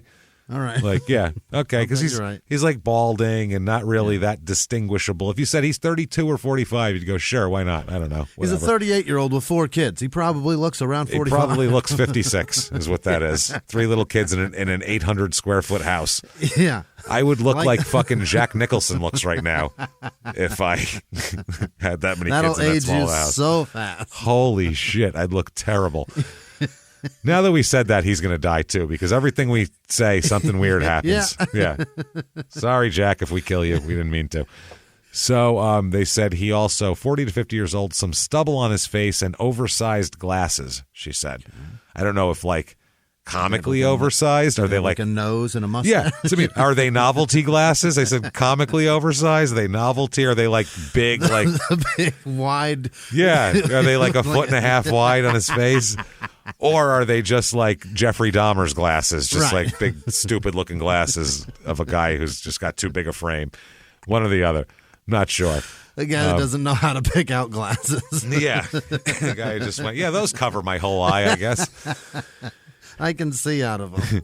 She also, this is the FBI agent describing this woman seeing him, or thinking she did. He said, quote, "She said the gentleman in the van seemed to be looking at her and her son. She thought it was rather odd. It was not just a glancing look. He was paying particular attention to them in their vehicle." Huh. That's what she thinks. It creeped her out a little bit.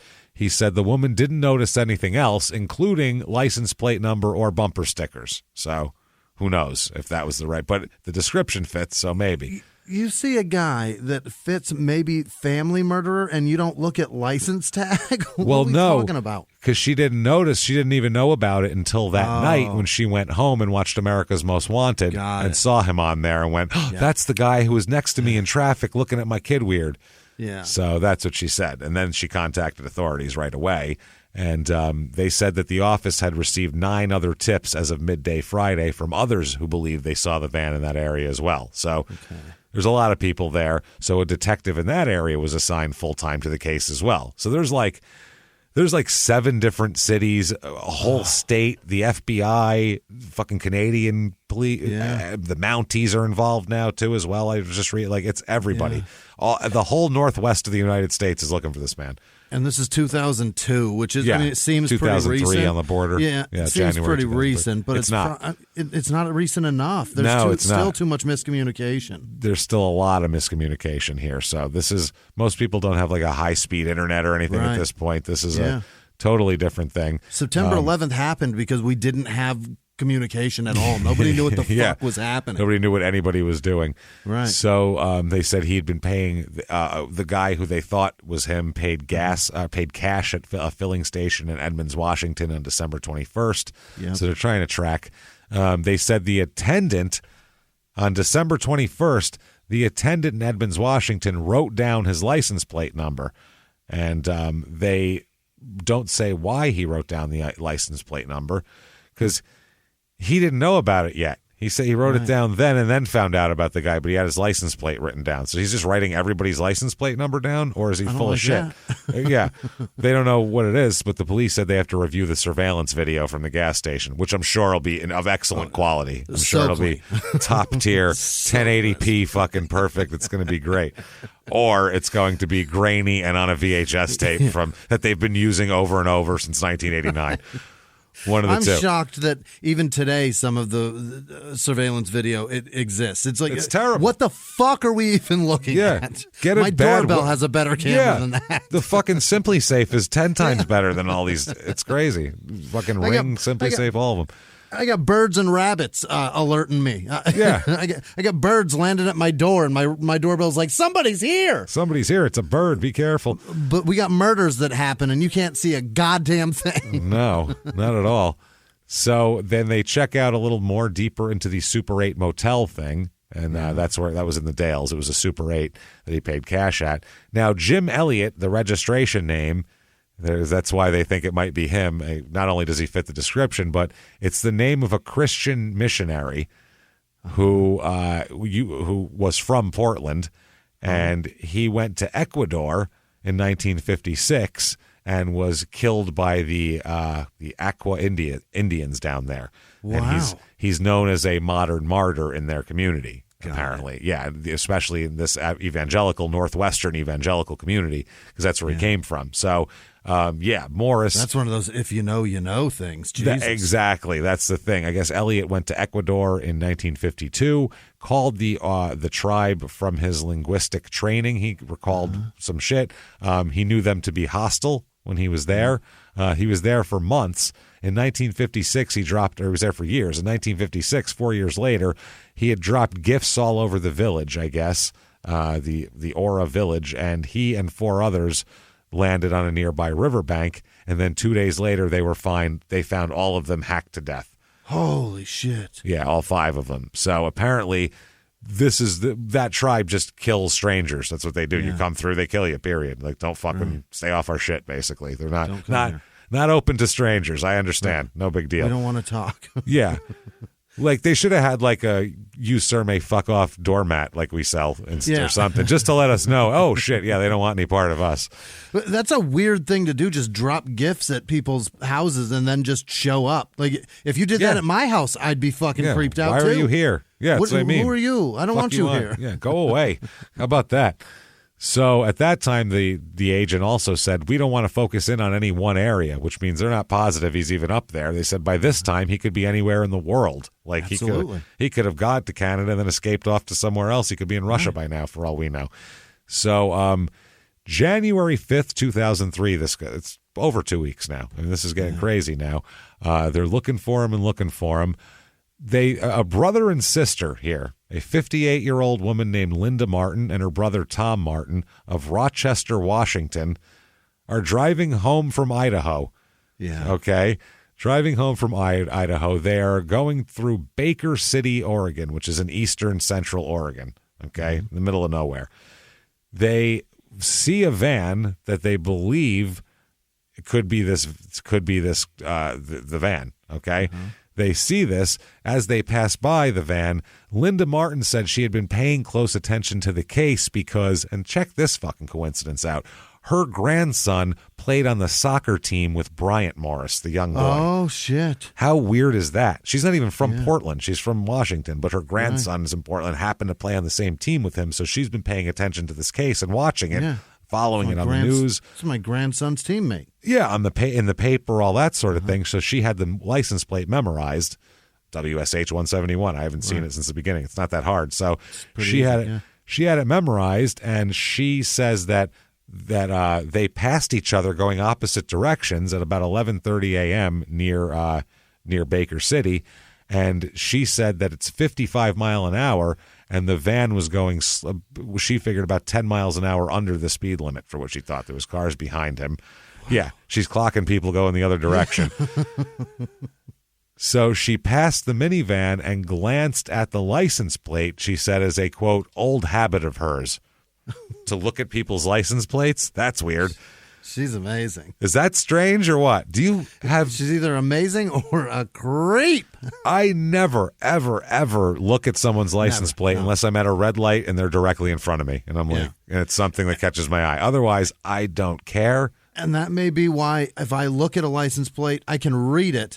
And by the time I get to the last number or letter, it's fucking gone in my head. I don't know what the fuck that just said. Your brain knows that you don't need that information now. Right. That's what it is. That's what I really feel like it. By the time you get to 40 years old, your brain knows things it's like you get to be a better editor of what you need, and you're like, don't need that, cut it out. Don't need that, cut it out. Okay, I'm never going to hear that again. Don't give a shit about that. Get rid of it. It really does. You can do that with new shit, but you can't get rid of old memories. Doesn't that suck?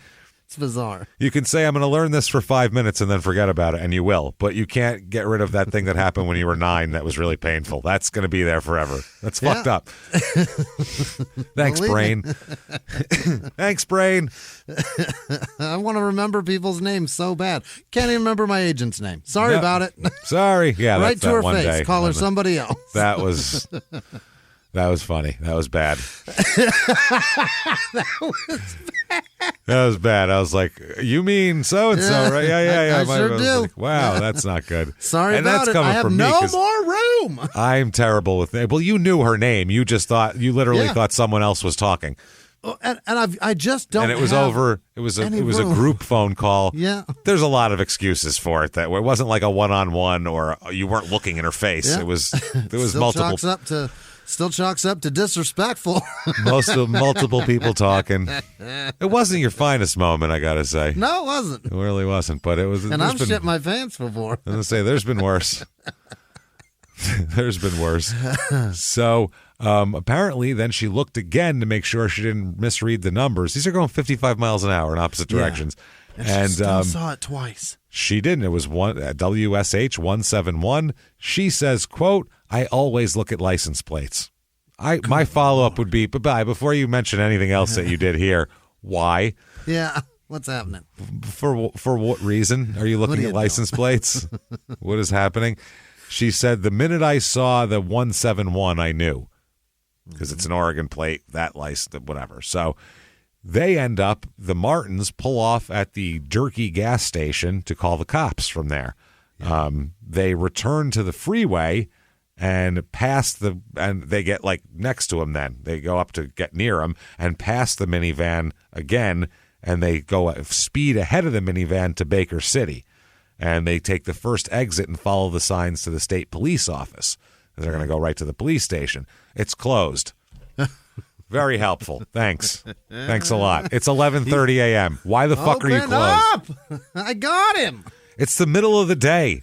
Yeah. Open up, stupid. What are you doing in there? So they go there. It's closed. They're like, shit. At this point, they've done way more work than they should have to for this whole case. Like, these are regular people. They've done more work than the police at this point. It's fucking ridiculous here. So she goes there, and the office is closed. So there's an emergency phone outside, though. Yeah. For these purposes. So they pick up the emergency phone, and it was routed to the Oregon State Police Dispatch Center in Medford. Uh-huh. Okay, now they tell their story. And they go, look, there's a van, and we're looking for the guy. It's the plate. I passed it twice. I know it's his fucking plate. When we got behind him, I made sure, blah, blah, blah. So they go, okay, they take their information. The Martins decide to get back on the freeway and try to catch up to it now. Oh, boy. They're going to try to catch up. You got to go now. If they're going to try to catch up, it's a minivan, so hopefully not very fast. Yeah. And he was going slower than everybody else, too. So hopefully you can catch up with him. So they don't know where the fuck they're going, though. They can't. Right. They're not from this area. They're driving through from Idaho, so they have no idea. And they're driving around. They couldn't retrace the route they went the first time because they didn't know where the hell they were. Yeah. So they just drive east on this road. They drive past a Subway sandwich shop because they're in the middle of everywhere. In the middle of every nowhere, there's a Subway. They pass that, and they said as they're looking at the Subway, they see the minivan fucking pass by them going the opposite direction, going west while they're going east. Shit! They go, holy shit, it's them again. It's crazy. There he is. So they make a U-turn and fucking get behind the van, okay? At this point, though, you've seen this man twice. What's the chances? You know, his head's probably on a swivel. I would think. They make a U-turn behind him? Yeah. That doesn't seem obvious. That doesn't look good. May be armed and dangerous. Are you out of your fucking mind? These people are like, this is fun. I don't know what they're thinking. They watch the van. It turns into a Rite Aid parking lot, the drugstore Rite Aid. I don't know if they have it everywhere. So what they did is they stopped by the Safeway store and rushed to the payphone, which is next to the Rite Aid, by the way. Yeah. Safeway, Rite Aid, right there. And they call the cops again. Hey, motherfuckers. Yep. Called you twice, came by, stopped by, nobody home. Maybe give me some fucking assistance here. So they stop there. They call the cops. The dispatcher alerts the Baker City Police Department this time rather than the state police department and the Baker County Sheriff's Office and the Oregon State Police. So they do that. This is 12:25 p.m. They called 911 at that point. The police are coming over here to try to take a look at him. They believe maybe she's found the guy. They don't want to confront him inside the store because they're afraid of having a shootout inside a Rite Aid, which is, for sure, you don't want to be shooting cotton balls exploding into the air and Q-tips going everywhere, M&Ms. Blast somebody with a bad wrist behind an ace bandage. Fucking, you can see the clerk diving behind the desk. It's not good right away. It's everywhere. So, they're like, let's not do that. So they said, hide behind the corner of the store and off to the side there, around the corner of the building. When he walks out, rush him from behind, nab him. So the city officer, Baker City, his name is Doe Schrade. Doe Schrade. Doe, Dough. His first name is Doe. They thought they were naming him Doug. Doe. Oh, my God. Yeah. That's why I am saying Doe. I know it's Doug. It's fucking Doe, man. Doe. You named that's the word Doe. I don't care how much you want it to be Doug. No teacher on the first day of school ever said Doug. They all said Doe. Is there a Doe in here? Is your name Doe? Did your parents name you Duff? Doff? Yeah. Is your name Doff? Is it Doff? I'll call you Doff if you want, but I'm not Doe. I'll call you Doe. It's either Doff or Doe. It's not Doug. I'm never saying that. No, never. That H completely takes Doug out of the fucking equation, pal. You're not getting called How do you Doug spell cough, young man? 'Cause that's what your name is, Doff. Dude, that's it. Or Doe. Well, we're gonna. You decide whether you want to be Doff or Doe, and I'll get back to you at the end of the roll call. How's that? You decide which one you want to be. Schrade. He drove to Safeway and talks to the Martins, and then at about 12:20, he hooks up with the city detective John Shepard, who was off duty that day but offered to help out because he heard about the shit on the police radio. Because this sounds fun. This sounds like an adventure. Nothing happens here. So they're sitting there talking, and they're like, okay, he's in a Rite Aid. How long do they think he's going to be in a Rite Aid? Right. How long do you spend in a Rite Aid? Honestly. It's literally 5 minutes. It's whatever I'm going there for. Tums, and I'm getting the fuck out. You're there for one item, and that's it. And you're fucking out. If you're waiting for a prescription, that's another thing. But for the most part, you're running in, you're running out. So I don't know. Nobody wanders the aisles. Yeah. If I could see if he went up to Safeway, got a big cart from the outside, and then went in. You go, he's doing a full grocery shop. Okay, we got time here. Yeah. But he's not. He's going in Rite Aid, and they take forever trying to, like, figure out what they're going to do. So they're standing outside the Rite Aid off to the side like, well, I don't know. Should we do that? Well, I don't know. They're like a whole group of cops. And Morris just walks out and looks at them.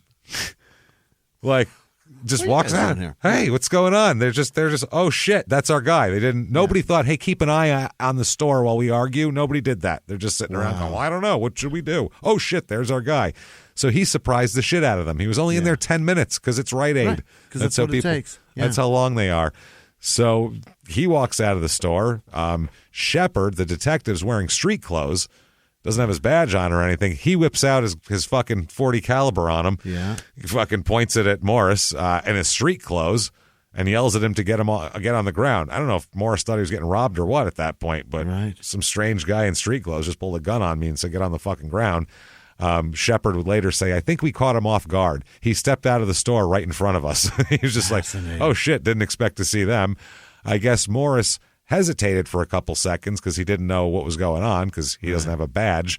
But then Schrade, who was right there, made his presence known more, and he's got a uniform on. And then they said that Morris at that point, this Schrade also took his gun out, the Doe man. Duff Schrade, get on the ground. Duff Schrade on the ground. Duff Schrade, dough maker. So, Duff Schrade, the dough boy, get on the ground. Said get on the ground. He laid down. Schrade, the dough man, would later say he just complied. He got down on his knees and laid down and spread. He was pretty humble. What are you going to do? You got two guns on you. And you got shit in your hands. You just bought at Rite Aid. What are you going to do? You're done. It's over. You got a handful of Sudafed and fucking allergy meds. What am I going to do? Throw your Band-Aids at the guy and make a run for the van? It's probably not going to work. Catch this Listerine. No shit. So later on, Baker City police officers arrested him there. And, here we are. This is, by the way, this is about 350 miles away from the state forest where all this happened.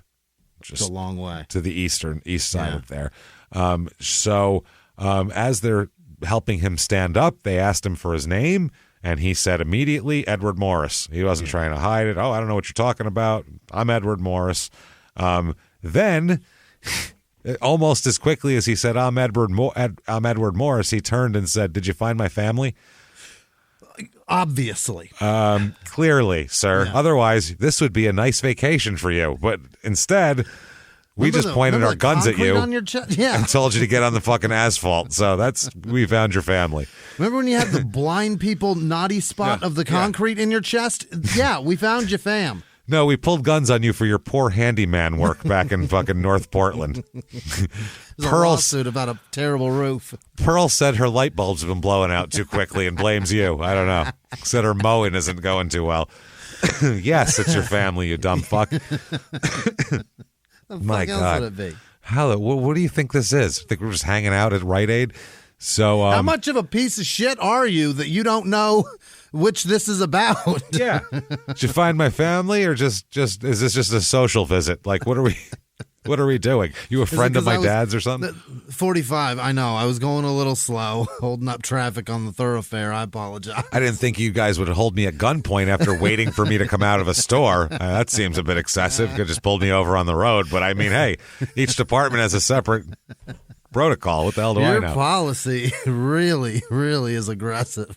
Oh, my God. So Doe said that he told Morris that, yes, they found your family.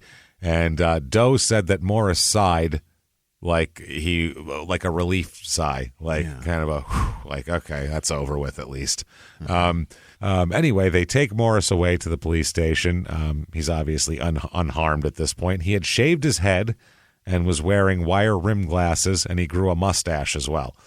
So he shaved his head, grew a mustache, and put glasses on. Only thing he didn't realize is a gray minivan with distinctive bumper stickers and a license plate probably is going to stand out more than your stupid head. You know what I mean?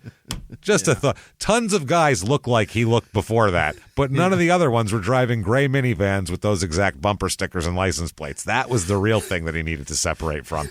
And all he's missing is the plastic nose with the mustache and glasses. Yeah. It's hilarious. It's everything but a plastic nose or like some sort of weird prosthetic fucking goiter or something strange. It's hilarious. So this is just fucking ridiculous. This gets really crazy. So Morris didn't appear to be carrying a bag from the store at the time. He was also had a black trench coat and a black golf hat on. So he totally changed his appearance a little bit. One of the witnesses there said he looked like he had a pretty freshly shaved head. I guess that means it was smooth. And, the FBI said this is a fine example of the public working with law enforcement. That's wonderful. Now, let's talk about some of these weird sightings that we found and some of these things. The information that they found here, one of their highly reliable sightings was from Edmonds, Washington on December 21st, the gas station clerk that wrote down the van's license plate number between 6 and 8 a.m. Okay. And then 2 hours before he was arrested that day, a store clerk in Abbotsford, BC, which is 35 miles north of Bellingham, said that a man who looked like Morris bought a newspaper and then left in a silver van.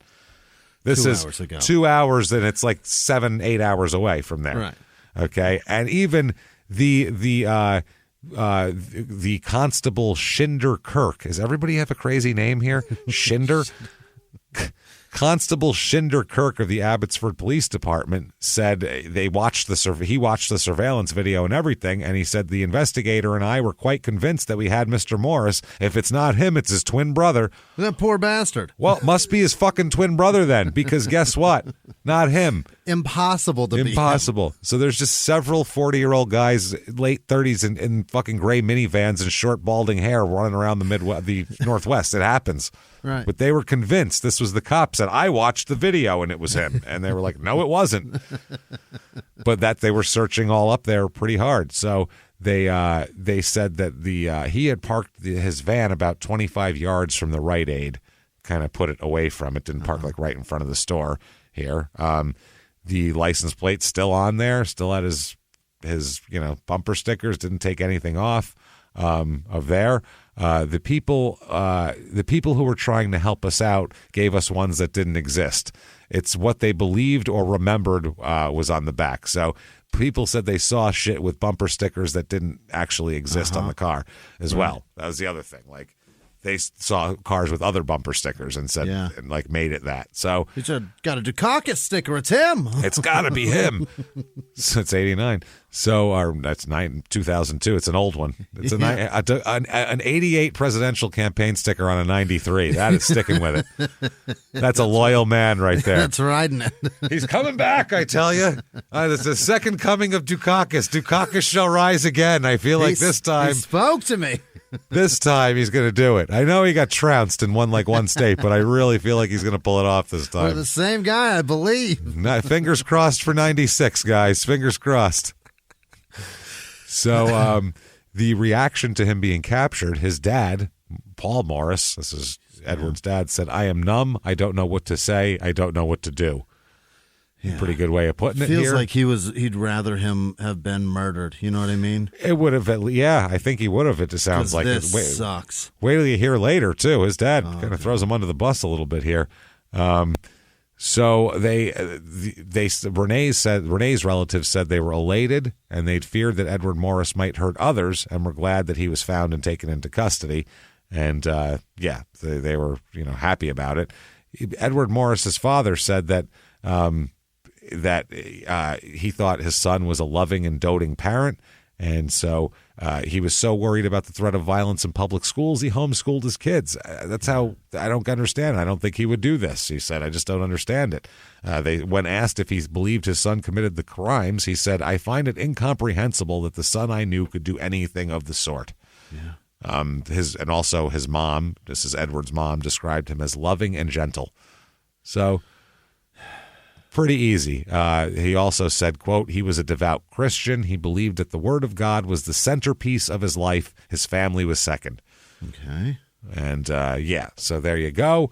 Now, they get him at the Baker Police Department there, Baker City Police Department, and they want to talk to him pretty fucking quick. Right now, he seems pretty amenable to talking. Yeah. Mm-hmm.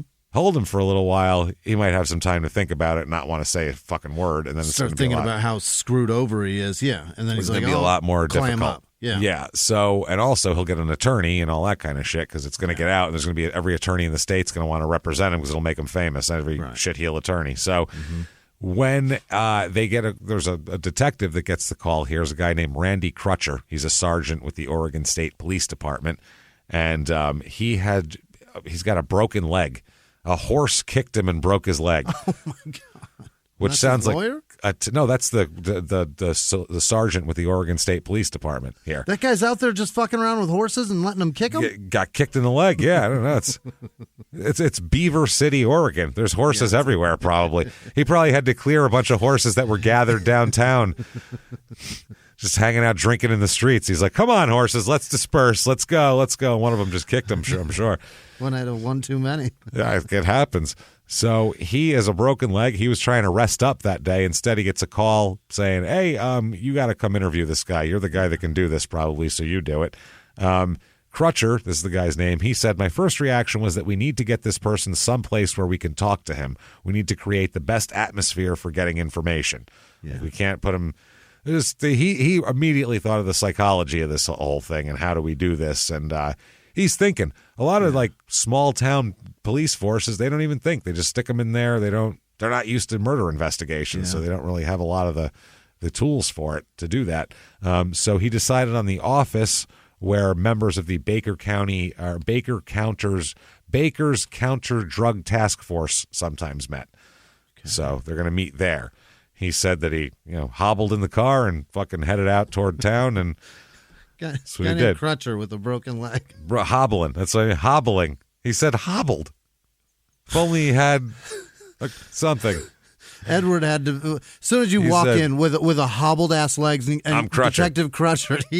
Nickname or real? Yes, you are, sir. Are you always like that? Is this permanent condition? Is this just what they call you? His literal quote is, I hobbled out to my car and headed for town. Quote, unquote. Crutcher. He said that, he knew that he didn't have a lot of time. He said, quote, as time goes on, the more likely it is a person won't cooperate, will have a second thought, and decide not to talk. The minute they say, hey, I want to talk to an attorney, then we're done. So before he got there, though, he's racing against time to get there to talk to him, but he also said, I didn't know shit about the case. So really? If you're going to interrogate someone about a homicide, you need to know everything. So much. To know if they're lying, so you can change your questioning. You need to know the whole case, front and back, before you do that. It has to be the person who knows it the best. So he said shit. The only thing he knew was what he'd seen on TV and read in the newspaper. Oh, no. Because it's all the way in Western. He never thought about it. So he talked to the Tillamook detectives, and he said, quote, I don't like to go in and interview a person when I don't have all the case facts. If you don't have those, you can't tell whether the person's making something up. Yeah, you'll believe him and go, oh, that sounds reasonable. Right. So while he waited for the phone call, he called Tillamook and said, hey, call me back with this. So he waited for them to call him back. He went in and introduced himself to Morris and tried to make small talk with him. Morris had already been read his rights and all that sort of shit, but Morris said he wanted to talk. And Crutcher said, I basically just made small talk, building some rapport with him. I said, why don't you write down something that are important to you in this whole thing? And he did. I don't know what the hell that was. So after that, he got on the phone to Tillamook and talked to them and heard all the details and all the shit that never was released to the public as well. So that's how you tell if a guy's bullshitting or not, too. Because if he said he did it, you don't know he did it unless he has information that nobody else has but you and him. Otherwise, he could just be lying. So they get all the details they can, and they even arrange to have an airplane ready to fly them, because the Tillamook people are flying to wherever Morris is. So they're going to call. The trip will take a few hours. So this guy's like, by the time that happens, he's going to have a lawyer. So I got to get this done before they get here, basically. That's how this works. Hey, everybody. Just going to take a quick break from the show to tell you a little bit about Sono Bello. You know, the most known secret with celebrities and influencers and all these famous people is so many of them have had lipo. They've had lipo, whether it's a little touch-up here or a total makeover. Yeah. Nobody has a perfect body. That's the thing. No. They may look like it on TV, but there's things that help that. Absolutely.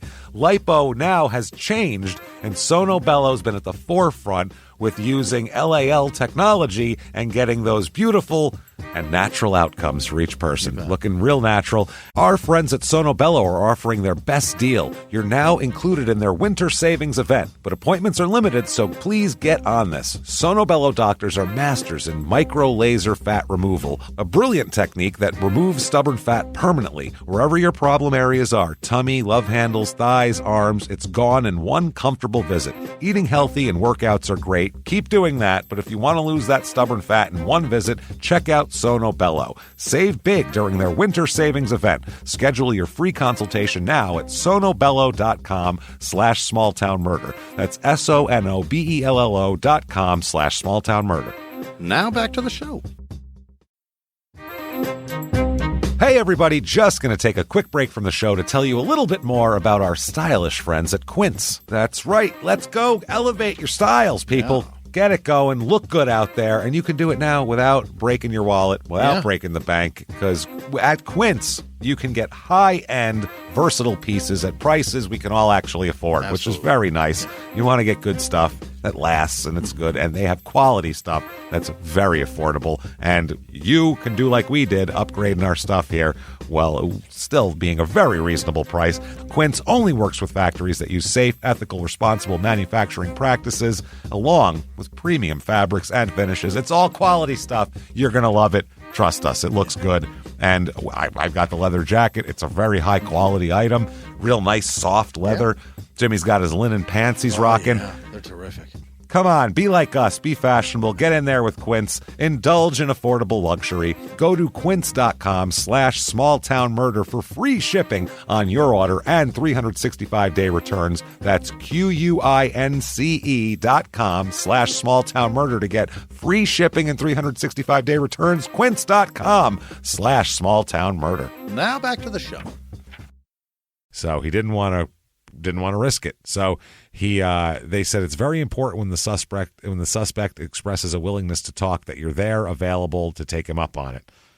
No shit. It's if no one's talking to Morris and the enormity of what's happening starts to settle on him, the chances increase that he's going to refuse to talk. That's why they try to just make small talk with him for a while. Yeah.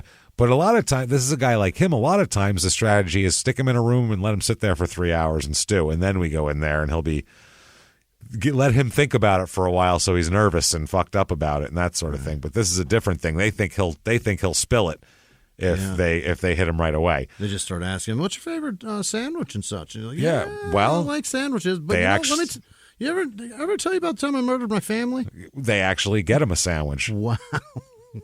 They actually do. At some point they say, "What kind of sandwich would you like?" They actually say that at one point. They are out of ideas. That is amazing. I don't know. Get him a sandwich, I guess. I mean, get him the double meat if he wants it. I mean, it was extra $2.50. I guess so. Get it. Just get it. The department will pay for it. He's a dad. He loves sandwiches. He's got to. He's gonna love sandwiches. So. Within hours, the Tillamook County judge appointed an attorney to represent him. Yeah. So there is an attorney on the way, and that attorney later on will call Baker City and try to tell Morris to stop fucking talking to the don't cops. talk. Yeah. Don't talk. But that's after this interview that all happens. So they have a couple hours. So they're sitting in there. It's a 2-hour and 18-minute interview. And it ends because the Tillamook cops get there and his lawyer calls. It all happens at once. So here we go. It starts, they talk about just before midnight on December 19th. And he talks about he is on a deserted logging road in the snowy Tillamook State Forest is the way he described it. He talks about everything that happens here. He spills it. Now, Crutcher has got to sit here and listen to this guy talk about how he killed his pregnant wife and 3 small children. Oh, God. There's an art to that. There's an art to that. Because a normal person, if someone starts telling you about that, what's your face going to do? Yeah, even if you're fuck out. Even if you're trying not to, your eyes are going to give it the fuck away. Like, that's hard to act like. Oh, so then you killed your 4-year-old. Yeah, okay, like that makes sense. Like, it's hard to be clinical about that. It really is. To not go, what the how the fuck do you what? Why? Yeah. Or get angry or anything else, something to have some sort of horrified thing. He said that's one of the main things you got to do. He said, quote, if you show shock, horror, or anger, he may decide that you're no longer a good audience. Yeah, you're not his friend. Yeah. If you're horrified with him. He said, though, the whole thing was crazy. He said, it's shocking. You go from a day off thinking you're going to be recuperating to being thrust in the middle of a situation that you know is going to become a media circus. And not have any time to prep for that. That's crazy. He had been a police officer for over 20 years at that point and everything, too. He's very experienced, this guy. He said, but you can't give away what you're feeling. He said, you have your job to do, and that takes precedence over everything. Sure.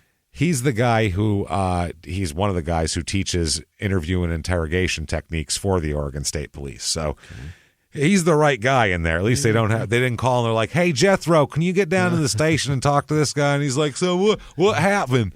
Y'all just fall out of the car and something? I don't understand. No. They told me to come in here and ask you why you murdered these kids and such, and I fucking hate you. I said, this guy's a scumbag. I ain't talking to him. Then they made me. So talk, scumbag. That probably ain't going to work either. Could I have something to drink? Nah, I ain't giving you shit. You can drink piss. We don't give baby killers fucking drinks around here. So they click on the cassette recorder and let's get it on over here and do the confession here. So tape starts 2:34 p.m. January 4th, 2003. Okay. The first few minutes of the conversation are just small talk, bullshit. Just bullshit. He asked Morris if, hey, is that Subway sandwich okay that we got you? Yeah. And Morris's reply, quote, absolutely wonderful, which is the only time anyone's ever said about a Subway sandwich in the history of Subway sandwiches. You get a Subway sandwich, you eat it, and someone goes, how was your Subway? And you go, it's all right. It was cheap food. Yay. I can get a footlog for $7. That's why I got it. Not because it was good. Obviously. That or something like, I'd read a study that their bread is just yoga mats. Yeah. And then you go, that makes sense. That's why it's $6 or $7. That's why it's cheap, because it's yoga mats. That's fine. It's yoga mats, and that's not tuna. I just had Subway fucking Saturday I had it before the Pap show. I got a turkey sandwich like 2 p.m. A turkey yoga mat. That's it. Oh, yeah. I like extra yoga mat, I asked for. I like that. So they're talking bullshit. And yeah, Subway's absolutely wonderful. I'd be creeped out right there. I'd go, you know what? Just fucking cuff this guy again, put him back in his cell. I'm not talking to anyone who thinks Subway sandwich was absolutely wonderful, absolutely killed children. Slam dunk. And feels wonderful about it, because this is fucking gross. So apparently he only ate half at first, because the cop says, we still have the second half here if you need it. Yeah, you got a whole foot long. They're going back and forth about everything. And wow. So they're kind of kind of easing him in, making him comfortable. They ask him multiple times if he's comfortable. Is everything okay? The word murder isn't spoken right away. Like, why'd you scumbag? You killed your kid. You murdered him, didn't you? Like, they're take it easy, reel him in gently. Don't try and have him fight. He's very polite. Morris refers to Crutcher as sir the entire time there. He doesn't say yes. He answers correct to the questions that or yes is correct, correct. He's like a perfect, perfect specimen here. Even years later, Crutcher said his politeness just stood out to me. Yeah. It was really weird. His answering machine was genuine. Son of a bitch. Yeah, this guy is, he said, quote, Morris is a man who, if you ran into him on the street and talked to him, I don't think you'd have a clue that, one, he did this, killed his family, and two, that he was capable of doing it. Right. So he's like, this is just not a guy you'd sit down and think would be the guy. So it starts to turn a little bit more toward the whole thing. And Crutcher, before they get into it, Crutcher says, are you warm enough? It's cold in here. Are you warm enough? And Morris says, quote, a little bit chilly. I guess I could zip my coat up. Quote, I took the liner out because I was in Phoenix where I planned to go into town and kill people. What the fuck? Pardon? You heard the tape rewind. That was like, fuck did you just say? Hold on a second. We thought you were in Canada hiding. You were in Phoenix planning murder? That's the exact opposite. The shit. What the fuck are you talking? And now the cop has to act like, okay. Like he can't act like, for real? You were in Phoenix? What the fuck? Dude, what the hell are you talking about? He can't say any of that shit like you just made. He can't make the face you just made. Planning more murders. I took the liner out because I was in Phoenix where I planned to go into town and kill people. That's his quote. Unbelievable. This is the first time in the interview where he says anything about any other crime that he could possibly ever think about. So then they're talking, and he says, yeah, that was the first thing I was going to do after this, and then this is going to be a stepping stone to becoming a hitman. Oh, this is my audition? Yeah, well, you got to get your feet wet somehow. You know what I mean? You got to get in. Prove myself. Kill strangers. He said he wanted to be a hitman, and he said his point, not like hired by people, though. That's a different kind of hitman. This is this is a spec hitman where you kill people and then rob them. So this is just a robber that kills people. That's what he wants to be. A murderer, sir. It's just called a robbing murderer. That's all it is. An armed murdering robber. That's it. There's no.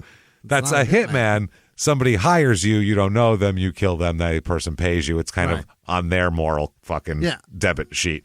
You, on the other hand, just killing people and robbing them, completely a different. So that's not how that works. You own all those debits. He said he wanted to murder strangers, steal their credit cards, and then pilfer their bank accounts. That's how he would make a living. That's how he planned on going on in his minivan. That's his and then. Gonna put glasses on, grow a mustache, and drive my same minivan to Phoenix so I can start being a hitman. That's my plan. Do it. Clean escape, babe. Good to go. So the sprawling metropolis of Phoenix, 3 million people. You'll never get caught. Yeah, it's fine. You'll be fine there. I'm sure it'll never happen. I'm sure he's going to be a top hire from the all the cartels and shit. They're going to go, there's a guy from Oregon. He's super Christian and drives a minivan. I think he'd be good for us. I think he's the guy. We're going to find him. So they call him Sunday Service. Yeah, you know him. They call him Joe Elliott. Which I just thought, isn't that the lead singer of Def Leppard? I think that's his name, too. So, is it? Yeah, I think it is. So there you go. Maybe that's all he was. It wasn't that missionary. It was just, he's just super into fucking hysteria. He just plays Pour Some Sugar on Me every time he fucking leaves. Big Photograph fan. Yeah, Rock of Ages. He just loves it. Love Rocket. No, you know it. So, yeah, that was maybe one of their worst ones. That was bad shit. That was bad. That Hysteria had a lot of bad ones on it. I remember as a little kid, not a good one there. So rock it, baby. They try rock, baby. Yeah, come on. Come on. He said that into a microphone. Well, he also, in the Rock of Ages video, held a giant cardboard sword and acted like he was thrusting it and like made a mean face. So he has no embarrassment whatsoever. No shame. No shame whatsoever. So Crutcher at this point is trying to guide him back to the current murders. Hey, let's never mind plans for the future. Let's talk about the people you've killed now. How about that? So he does this he doesn't know how to get to it. Do you just, rather than say, did you do it? Let's just assume that we all know you did it, which is what they'll do a lot of times. And he just says, did you plan to kill your family? Yeah. Which is a great way to do it, because you can tell a lot by his face. Morris's answer is, quote, unfortunately, yes. Uh-oh. Yeah, they're like, whoa. From now on, it's pretty much Morris just telling the story. Crutcher just kind of keeping him on track here and there. But you don't want to interrupt a guy while he's confessing to a quadruple murder. You know what I mean? Especially when he just said it so fucking callously. Unfortunately, yes. Yeah. That's the thing that also stands out, is the way he does this. Is the matter-of-fact horse shit. Fucking real matter of fact. Crutcher says, I try never to interrupt. That takes a tremendous amount of discipline, but I know that whatever he's telling us is for a reason. So let him, if he's lying, let him lie. Well, the lies can also push him into what the truth is, because if you know that's a lie. So there's a lot to just let somebody talk. So he also said that Morris is the ideal suspect to interrogate because he loves to talk. He's a talker. He's friendly. That's what you want. People who don't like to talk generally don't like to give up their murder either. They're just not talkers. Guys who talk want to talk. So he said that's good. So Crutcher said, my job at that point is just to try to get this guy to give his account of what happened. Once he got to where he was comfortable with us, he felt he could tell us his side of the story. I asked him to go back to wherever he felt was important to start. So he did. And Morris would talk about, he talked about some little things. He talked about he had trouble with the he dropped the dipstick in the engine of the minivan when he was checking his oil. Oh no. And he was just fucking all the like little things he's talking about. So they're trying to get him away from that. He did a lot of shit to try to not get caught, basically. That's because he had fucking filled his car up with oil and stuff like that. He did some prep here. So that's bad too, because it looks like he was going to try to elude a crime. So that's makes him look more guilty. And anyway, at one point, Morris tells Crutcher that as he drove along the freeway after the murder, he tossed out the window the pair of shoes he was wearing when he killed his family. He said, though, because he knew he left footprints in the snow near the murder scene and he was afraid the police could connect the shoes to the murder. Yep. This is what he says. So Crutcher later on says, he's just hanging himself and I'm just letting him talk. Yeah. He's saying, this is how I destroyed the evidence. I mean, he is making this an airtight confession to where there's details that can be verified and, it's not just he's talking out his ass. So he says, the main issue, Morris is telling him, you know what the main issue was of this whole thing of why he needed to kill his whole family? Oh, I would love to know. Quote, I haven't been a very good provider lately. I felt like half of a person, miserable, terrified. What? That? Yeah, and? His issues internally. Yeah, I'm not being as good a provider as I could be, so rather than try harder or figure it out, I'll kill everybody. What the But not shit? myself. Yeah. Obviously. Self-preservation, yeah. That's what I'm saying. This is fucking ridiculous. But yeah, it's money. He's upset because they don't have enough money that he needs for his family, and he feels like he's not being a good provider, and it's that he has put a lot of all that promise keeper shit. One thing, he's put a lot of pressure on himself to be this perfect fucking guy and this perfect father, and when he can't, rather than dealing with it, right, he goes, this is my entire image is built up through all of this shit.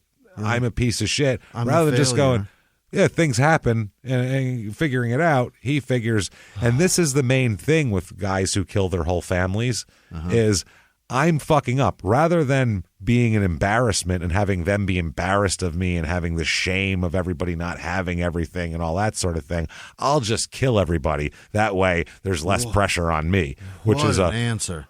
Wild fucking thing psychologically. It's just that's not logical. That's not, you can't just jump to that. It's not. But I mean, I'm not making an excuse. I'm saying that's what they found in studying these people. That's the reasons why they do it in their mind. Shocking. Yeah. So Yeah, I haven't been a very good provider lately. I felt like half of a person, miserable, terrified. Welcome to adulthood, dickhead. Yeah, I was just going to say, how many times have you felt like that in your adult life? Oh, my God. How many times have I woken up? do you remember us years ago sitting around talking about one night we were laughing because we were both so broke and we both put Chinese food on our credit cards because we had no fucking money. And this is, 8 years ago or something. This is not... And none of us were like, well, I'm going to go kill my family now. See you later. Like, that wasn't even a thought. It was, no. How the fuck do we get out of this? I guess I'll start a podcast. Maybe that's all he needed. What a crazy fucking answer. This is fucking nuts. You'd take a giant slug of beer or whatever substance is your choice, and you wake up tomorrow. You fucking deal with it. Go talk to your pastor if you're this guy. I bet he'll fucking tell you not to kill your family, probably. I'll bet you got a group of dudes in the woods that would love to tell you how they got to where they are. Well, they're telling you how great you're supposed to provide for your family. So I think that's probably that's the issue. I think is this pressure that he's put on himself to be a perfect person, which nobody's perfect, and you can't kill people because you're not perfect. Right. Kill yourself. How's that?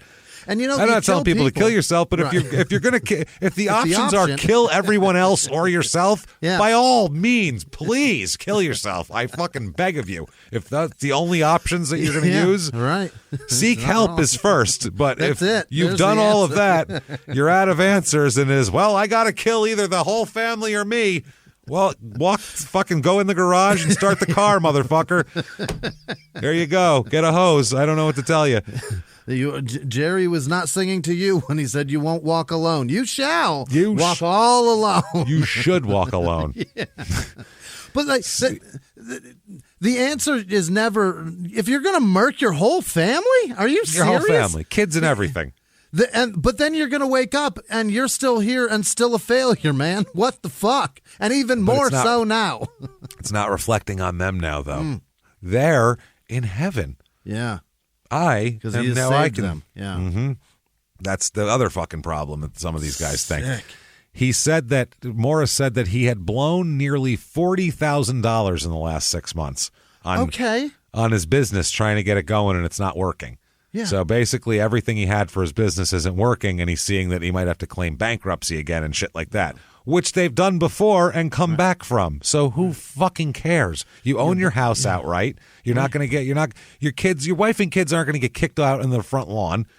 So you make it work. As long as you have a roof over your head, you can fucking make it work. You can figure it out.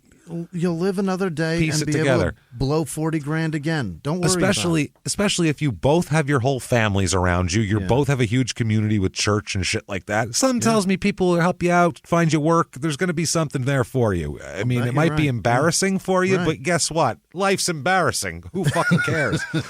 It's embarrassing to be a human being at all times. I'm embarrassed several times a day. It's fine. Wait till you're in your 80s and can't wipe your own ass and somebody else does it for you. I'll bet that's a little more humiliating. It's worse. Hang in there. It gets worse. Ever have life. a shit set on stage? Do that. Yeah. That'd be somebody's worst fucking nightmare for the rest of their life. As a comic, you're just like, I don't know, that happened a couple times. I thought it was hilarious. And you move on because what else are you going to do? So either way, Morris said he wanted to give more to his wife, who he described as beautiful. He said she was beautiful. She deserved more. He said, quote, I knew she was worthy of so much more than I had provided. Well, why don't you ask her how she feels about it? Would you rather be dead or struggling with the bills a little bit? Which one? I bet you she would have. More? So you took it all? What the fuck? Took it all. Then he goes... Oh, my God. So he was like, so I didn't know what to do about my financial woes in general. Yeah. He goes, so, the only solution I could think of, and this was the only one I had here, and then he says this, quote, all my life I wanted to be a hitman for the mob. What? The fuck are you talking about? You live in fucking Portland. You're roofing. What? You're a handyman. No, you have to. That's not a job you apply for. You don't just walk on off the street and you go, you looking for any like hitmen or anything like that? You gotta kind of be in that life first. it's generally a family business. You know, that's why it's called The Families. Super nepotistic in that, a lot of nepotism in that business. A real good old boy network. It really is. Here, a real good old Guinea network. It's real good old WAP network. It's tough. Kind of got to know somebody. I'm sorry. He says, Morris goes on to say, I even tried to kill people in Portland before I killed my family. What the anybody think that would happen? Yeah. Wow. He describes how he hid a hammer inside of his coat and went to downtown Portland. He said he planned to walk behind someone, was looking for a well-dressed person who might appear to be wealthy, and was going to hit them on the head with the hammer and steal their wallet. That was his plan. That's not a...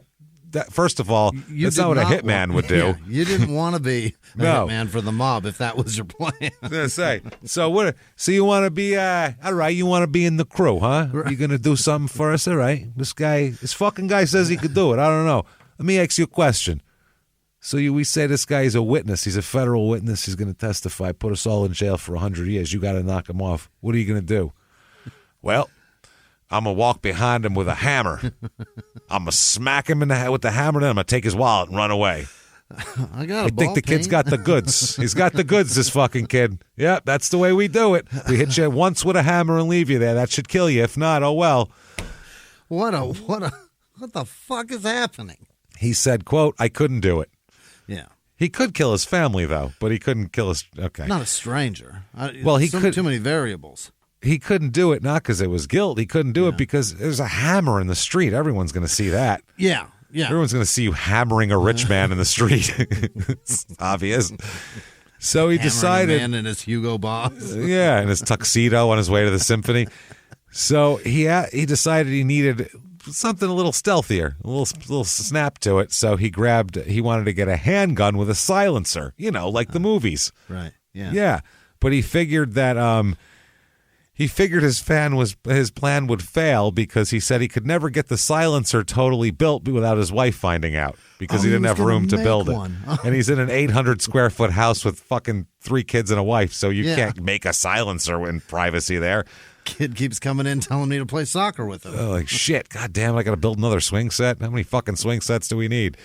So he said that Renee would have never approved of my new career anyway. I thought about it after a while. I'm like, if she's going to find out at some point, and she's totally going to be pissed off that I'm killing people. So he said at that point, he decided, quote, so I had to get rid of my family. To achieve his dream of being a mob hitman that he knows nobody with, and it is, what the fuck are you talking about? He couldn't provide. The only way he could see providing is to be a hitman, so he might, and then his wife wouldn't like that he's a hitman, so he could either not do that or just kill his family and be a hitman. P.S. You killed your family, and that same day they were looking for you. So you're a terrible hitman. An awful hitman. The worst, maybe. One of the things that you want in a hitman is someone who's not married to the person you're trying to kill. Right. Also, that's a good start with a hitman. Oh, no, Tony's married to. Oh, no, never mind. We'll use somebody else. That's what they do say, probably. So, holy shit. He said that he started scanning newspaper ads and classifieds, searching for handguns. But soon he got very frustrated because most of the ads were for rifles or shotguns, and the handguns were more expensive than he expected. They're pretty expensive, yeah. He's not a gun guy. Right. So he said, I should have known God was against me from the start. He said, I should have known God was against me from the start. Well, if you believe in God, God would have probably been against you killing your whole family. Yeah. That's probably true. Yeah, probably was against you. Holy shit. Or any more of his creatures. Or anybody, really. Especially your own children. Yeah. You got the book right on your fucking dash. How do you not know? Doesn't know. December 17th, 2002, which is 2 days before all this ends up happening, he visited a gun store. Yeah. Okay. He picked a gun store in southeast Portland because it was several miles from his home. Nobody would recognize him around there. Not going to run into any pals there. So he told the gun shop clerk that he wanted to buy handguns to protect his family. He also bought a gun safe to, not because he needed it, but so this guy would believe him. To complete the ruse as like it was out of concern. Look how much concern I have for my family. So That way it wasn't some wild gunman came in. It was, he's a regular nice guy. Right. So even though he's buying these to kill his family, he's making sure that this guy thinks he's a good guy, because that means a lot to him, that everyone thinks he's a perfect guy. Okay, yeah. That's a problem. He didn't say to the clerk, but he said that he knew he was going to kill his family with the guns, but he wasn't going to say that. He was going to say he wasn't. So he said that he wasn't accustomed to lying either, so it was difficult for him at first. But then he said after a while, quote, "I found it easy and I'm good at it." Huh. He said, "And I don't even like liars." I hate liars, but evidently I'm good at it. Turns out you just say words and then people believe them. It's really crazy. It's wild. He bought a .38 revolver and a .22 semi-automatic pistol. That's what he bought. He said he can't remember the name of the store, although he believes it was on 82nd Drive. He said that he's sure police could confirm the name by checking his credit card records and seeing, obviously. So they did, and he was telling the truth. The store was on 82nd Drive, and the records show that he spent $1,172.87 at the store on Tuesday, December 17th, 2002. Yep. So there you go. Pistols. He told the clerk that one of the 22 pistol was for him and the other was for his son, is what he told him. So he also said the gun store employees were really nice. They generally are, yeah. Real nice. Yeah, it's expensive as fuck. You're dropping $1,200. People will usually be nice to you in any store. Yeah.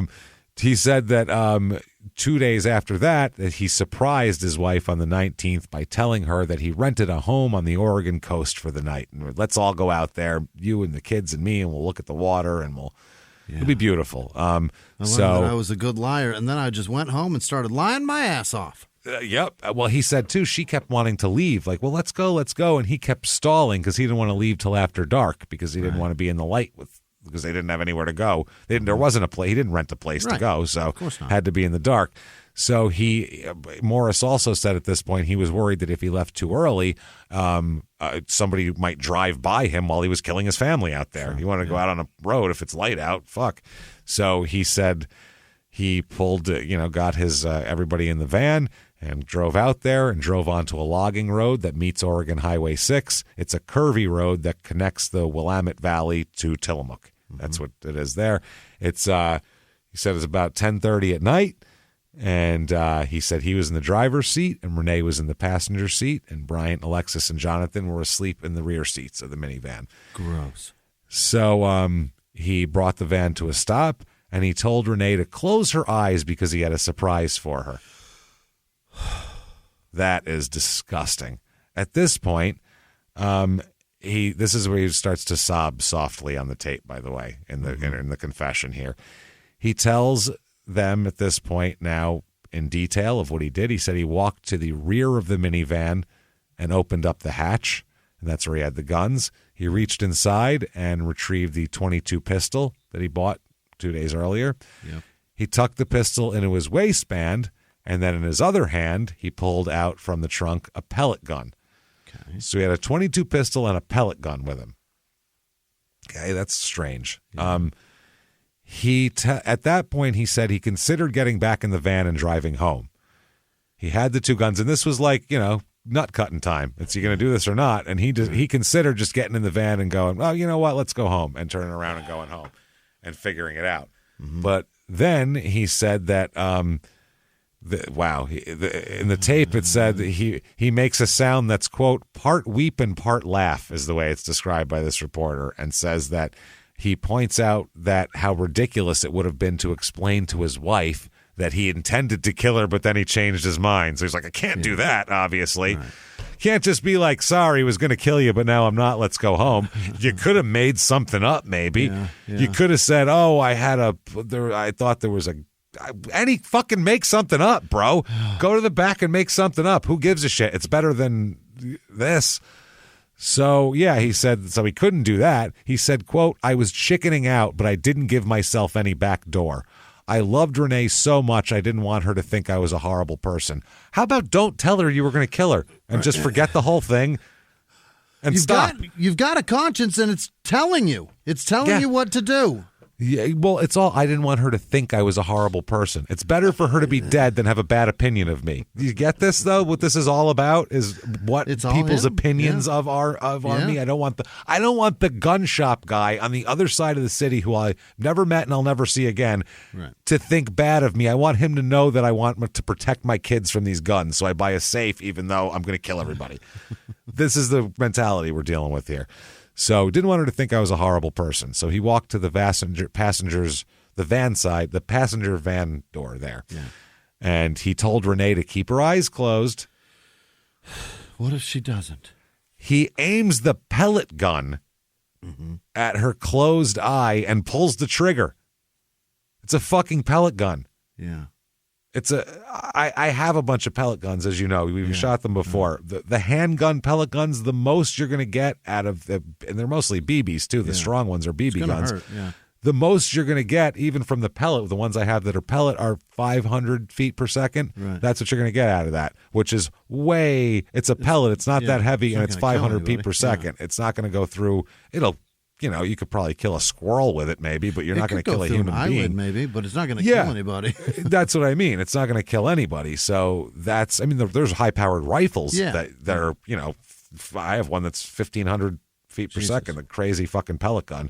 My God. Yeah, people use it to hunt squirrels and shit. Squirrels and shit. Yeah. I just target practice with it, but anyway, there's that. So, Jesus Christ, he shoots her in the eye with the pellet gun. Okay, cries out, screams, said, "What are you doing? Why are you? What the fuck? What the fuck?" So I'm sure she didn't say fuck, but what are you doing? What are you doing?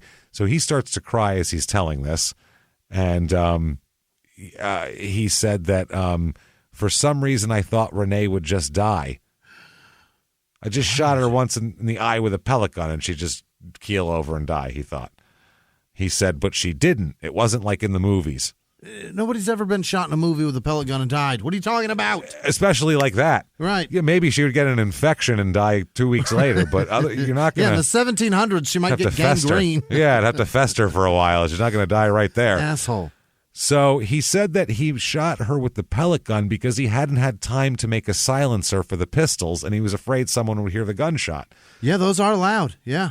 So he was like, I shot her with the pellet gun, figuring that would do the trick, and it's quiet, and the kids are asleep, and so nobody will hear it. So he's like, fuck. So he did that.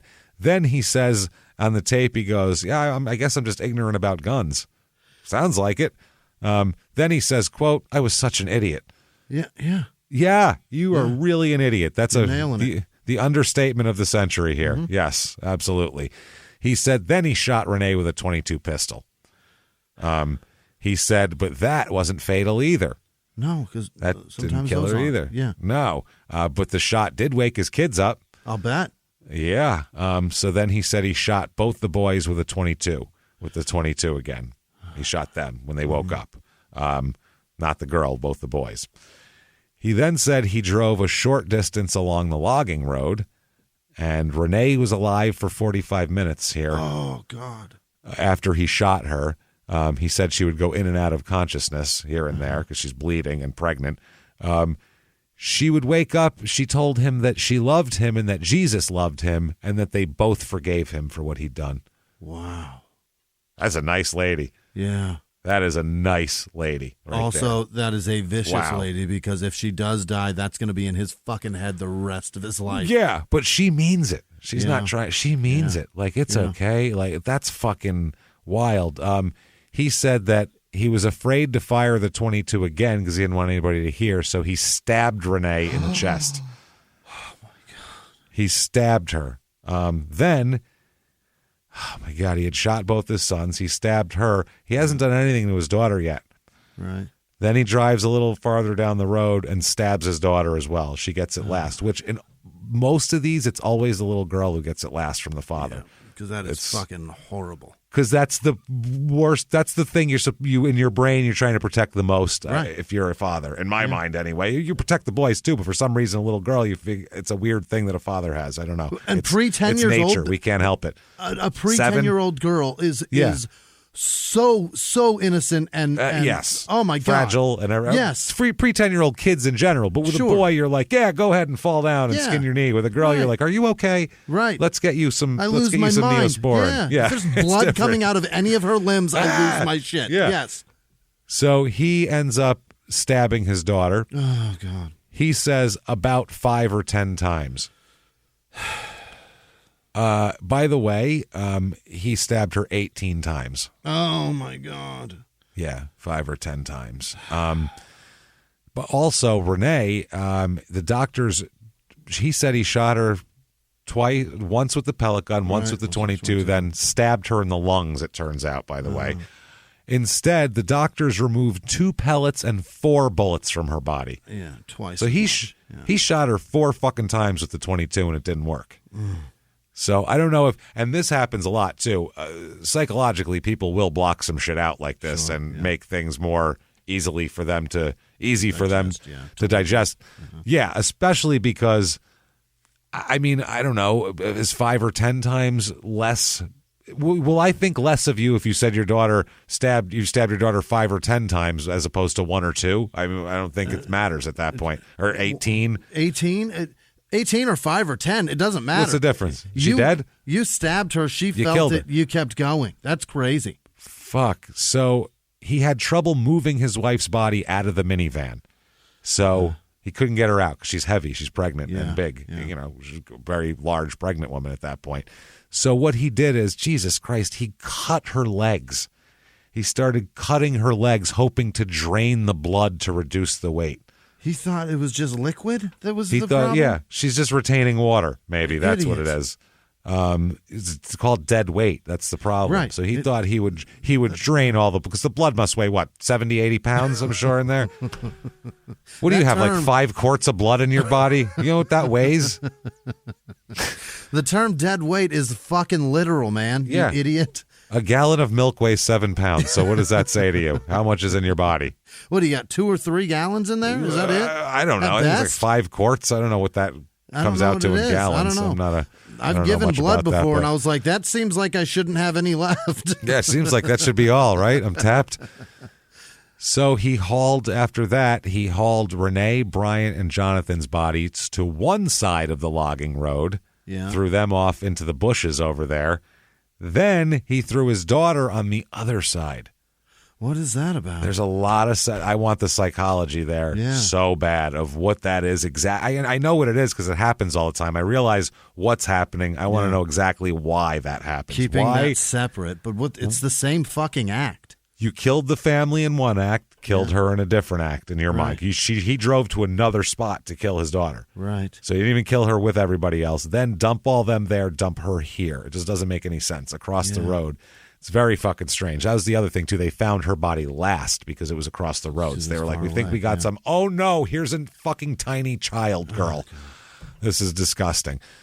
He said after that, he drove back to Portland. Really? Drove back to Portland, went to his house first, stopped home, retrieved the, quote, blonde rock star wig that he had bought the day before. You know, one of those blonde wigs. It's just crazy. He got a Sammy Hagar. He bought himself a Rod Stewart wig. Unbelievable. Fucking he got himself a David Lee Roth. Right, and he's going to go running with that. Yeah. Yep. In addition to the glasses, he said he then drove east on I-84, not north. He said he had about $3,000 cash. He nearly fell asleep near the Dales. That's why he exited and pulled into the motel, because he almost fell asleep. He said he didn't want to show his driver's license or otherwise reveal the name to the motel clerk because he's afraid that the cops would be tracking him by the morning. So he said he invented a cover story and said that he lived in Anchorage, Alaska, and lost his driver's license while he was mugged in Albuquerque, New Mexico. Which, if you said you were mugged in Albuquerque, New Mexico, you go, that seems right. That checks out. Oh, I mean, probably. Shithole. If I'm that hotel clerk, I have a 20-minute conversation with him about how much Albuquerque sucks. He's just trying to get away from me the whole time. You're like, no, I want to talk. Here. I got more. Let's chit chat. He did that. He said he slept several hours, then continued driving east on I-84. He said he drove almost constantly for much of the next day. He passed Baker City, and followed 84 and 80 southeast through Idaho into Utah, then Interstate 15 south to Las Vegas. Wow. The opposite of where they were looking for him. The literal other side, southwest, fucking southeast or northeast. It is not even close to where they were looking. Yeah, couldn't have been further. Couldn't have been further. He says that he thought he had enough cash to start his new life as a man who killed people for their money. Stunning. He's $3,000. He's going to start a new life with that. What year is this? 1911. You could maybe start with $3,000. He said, corporation. He said, I'm a very frugal person. Okay. Well, LLCs are more than that. That's what I mean. He said he planned to dress like a businessman. I don't think he's going to get an LLC for his hitman company. Probably though. not, but you don't. But you never know. He planned to dress like a businessman so he wouldn't seem suspicious, and he was going to buy a farm where he could bury the bodies of his victims. That's what he was going to do. His plan was move there, buy a farm. That way he could kill people, bury them in the farm. No one will ever know. He'll just dress like a businessman. Everyone will think he's a normal guy, and then he'll just have a body farm at his house. His own no one will ever know. No one will know. He tells the detectives here that he thinks on a successful day he could probably make $3,000 a day doing murder. He thinks that's a person a day, right? Or I suppose, unless he's going cheap. Yeah, that's real cheap. If someone tells you $3,000 for murder, like we said, that's a cop. So those are rock bottom prices. He is like dollar store hitman. I mean, that's so much they'd be at the dollar store. So then they gave him a felt pen and an atlas and told him to outline on this paper. And he goes, "You want me to write on it?" And they were like, "Yeah, just go ahead and write on it." This is permanent, on the map. He said, quote, "I guess I'm going to cost the state thousands of dollars. What's a couple bucks for a map?" And he starts drawing. He didn't want to ruin the map. He's like, "Is it okay if I draw on it?" Yeah. He said he couldn't remember the name of the town near Las Vegas that he visited, only that it started with a P. Okay? So, exactly. Yep. We know that from that news one. We remember that reality show. They said that also Live PD, they're in Pahrump all the time in Nye County. That's near there. And it's a horrible place. Oh, it's a barren desert with it looks like they're testing nuclear weapons there currently. It's still fucking terrible looking. So they said they didn't know either. They were talking, and then out of nowhere he just said, "Pahrump." I got it. And he goes, "That's it. That's what it is. Pahrump." And they said it was like he remembered the lyrics of a song. That's what that is. Yeah, Pahrump-a-pum-pum. I have no kids to kill. Pahrump-a-pum-pum. That's what this guy is. Jesus Christ. Pahrump-a-pum-pum. Oh my God. I'll bet that's how he. I guarantee you that's what happened. It's maybe, yes. If he just shouted like he remembered lyrics, that's the only song on earth that would sound like that. He said that his first plan was to buy a train ticket from Seattle to Vegas, then drive to Seattle and leave his minivan in the long-term parking lot of the Seattle-Tacoma Airport. Wow, pretty good plan. That is a lot. He said that he wanted police to find his minivan and assume that whoever killed his wife and children murdered him as well, then took a flight from that airport. That's what the plan was. He said, quote, "Then I can go on my killing spree." Mm-hmm. Obviously. But he said that he found out Amtrak didn't stop in Vegas. So he was like, God damn it. So then he said, fucking Benson, Arizona. He said then he had several other schemes, including finding a gray minivan similar to his and just swapping out the license plates. What? How is that a good plan? What are you talking about? Well, because if someone runs a plate, they'll see it's registered to the same car. It's a gray Dodge minivan, same thing. Unless they get up on the VIN number, they're not going to know it's a different car. So for him, that disguises his car. But if and they're someone else looking is out getting pulled over for your car based on that tag, that does fucking nothing. No, you steal their license plate, I put got it on your car. Why the fuck would you I thought you were saying he was going to get another car and put his tag on that Jimmy car. Westman, criminal mastermind. What's his infatuation with fucking And I'm like, minivans? what are you talking about? I'm like, we are on completely different planets of what we're thinking this planet is. That's what it is. Okay. That makes way more All sense. right, I'm yeah. on board now. Yeah. Just grab the license plate and steal that. Oh, my God. That's Steal hilarious. that car, put my tag on it. I'm on my There way. we go. Now I'm safe. Now I'm driving a different gray minivan with the same license plates on it. I just like minivans, man. I just love this minivan. It's a good car. He says, oh, my God. He says he didn't at any time that worry about returning to Oregon because he didn't think police had found the bodies yet, so he thought he was good.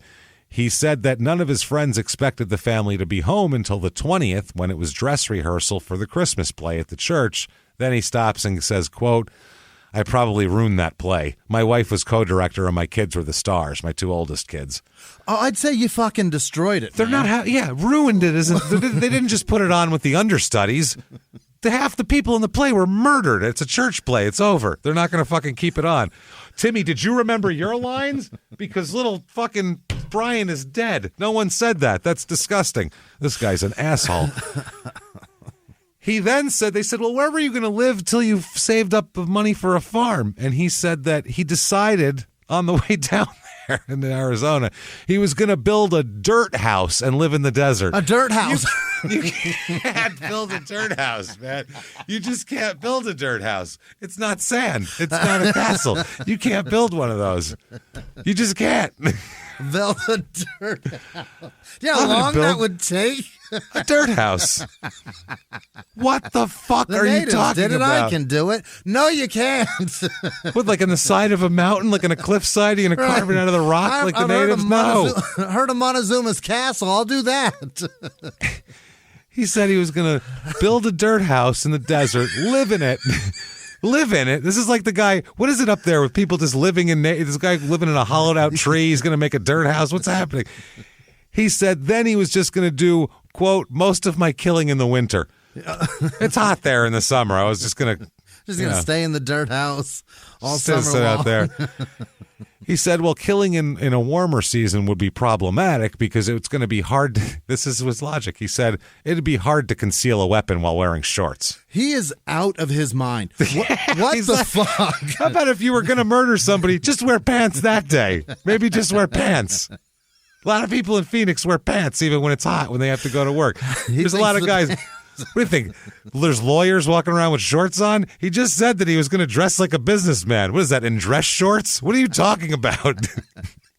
The fuck are you talking about? Jesus Christ. My God, he's an idiot. It would be hard because you can't conceal a weapon wearing shorts, so I'll just sit in my dirt house over the summer and wait till the winter when the tourists come and then murder them. Then he says, quote, I remember I've wanted to be a murderer since I was a kid. What the fuck is going on? Who are you? You've had all this time to plan it? You've been nowhere, evidently, because you've never been to Phoenix to know there are no fucking dirt houses. No, you can't. No, you can't build a house from dirt. And if you get a foot into the ground, it is solid as a rock, and you need dynamite to make you need dynamite to make it move. So it doesn't work, dude. Jesus Holy Christ. Shit. He said that before he left Nevada for Arizona, though, he came across a man sleeping in a Ford Explorer parked along a gravel road a couple 100 feet from a highway near Pahrump. And he says he considered robbing and possibly killing the man, but he decided not to. Okay. I only kill children and pregnant women. I only kill people that are very important to me. Good God. Once he got to Arizona, he said he drove to Flagstaff. Mm-hmm. He said, we went to Flagstaff. We went to Flagstaff. Wait, what? We went to Flagstaff. Then he chuckles and says, I'm getting like you too much, Randy. He says to Crutcher, that's the guy's name, Randy Crutcher. He says, I'm starting to include you in my trip. Oh, my God. Me and you. And he goes, Jesus, because he was saying, hey, we got to figure this out. Because the cops always say, we're all a team, and you're going to tell us, and then we take you to jail. That's how that works. But you go there, and I go there. And I go home, and you go to jail, and then we're done for the day. And then we will see each other in court. Then I will see you in court, where we will be together again. He said, last time. then we will wave goodbye to you. He said, near Camp Verde between Flagstaff and Phoenix, he stopped at a church. He told the pastor his real name and said that he was writing a book and looking for a secluded property to rent. So he said the pastor let him sleep in the church's fellowship hall. Yeah. He says, quote, he was a nice guy. I hated that I had to lie to him. You killed your kids. Stop worrying about shit like this. The fucking arrogance. So he arrives in Phoenix on December 23rd. He found a Sears. Yeah. I'm trying to think of which Sears he found. Probably PV Mall. In 2005. That area. Oh, you know where it was? It was there. fucking Metro Center. Metro Center. Well, Right yeah, off because I-17. Where do you hear? That's right. They had the Sears. Where do you hear this? He said that he bought a welder and a drill press. He thought these are the tools he needs to build the silencer for his gun. He's going into business for himself here. He says that he recalls he wanted the 12-inch drill press, but decided he couldn't afford the $194 price, so he bought the 8-inch drill press for $94 instead. Okay. He worried, though, the smaller press wouldn't be sufficient to construct a usable silencer. When you're starting a business, really, you shouldn't skimp on things like that. He also told the cops that he wished the homemade device would just explode and kill him, he said. He said, quote, I'd be okay with that. It's what I deserved. Well, then why didn't you just shoot your fucking self in the head? That's you got easy. a 38, man. He then starts talking about, so he then stops this chronological thing and backs up and says how he spent hours trying to clean his wife's blood from between the seats of the minivan. So I spent so long doing it. He said, quote, I did such a bad job of killing her and she bled a lot. Yeah. Yeah. You're a terrible hitman. He said, you're the worst hitman. You think that you cut people's legs and it makes them easier to carry. He said he eventually gave up. He did claim that pre-moistened like baby wipes that he had in the van, he said were quite effective in cleaning up blood spatters, though. So he said that was pretty good. Like on glass and stuff, they'll take it right out. Those things are amazing. They're not bad at all. Poop, blood, they're into it. Converse shoes, that sole, you can't clean anything off of those, but baby wipes, they'll make them brand new. It's like, what am I rubbing on my children? Mr. Clean Eraser things, too. I don't know if you can wipe a kid's ass with those, though. I don't think that'll work as well. So he said, quote, this is what he said, quote, they're wonderful for things of that nature. Unbelievable. That's the commercial right there, right? A murderer in an interrogation room says that. Now, you might be offended, but in the end, when you go to buy a wipe, you're going to go, that one cleaned up brain matter, and blood spatter. Inside of a caravan. I think that's the one, right? Like, I'm buying that. What brand, sir? I'm horrified by the commercial. I'm definitely buying it. So he then said he spent the next week or so in Phoenix or in the desert west of the city. Oh, my God. Out where you live. Yeah. He said that he spent the next week or so there, did all that. He said he bought a power inverter, but it wouldn't work to run his welder, so he never made much progress on the silencer. He's such an idiot. The police did find a silencer in progress with a single hole drilled when they searched his van. So he started it, but he's like, he couldn't go anywhere on it. So he told the truth. Threaded. There's so much work on that. It's a lot. He said he met a man who told him about an abandoned building as large as an airplane hangar. And he said that he burned probably $150 worth of gas looking for, but never finding the hangar. Yeah, because he talked to a crackhead who once saw a hangar somewhere and thought it was there.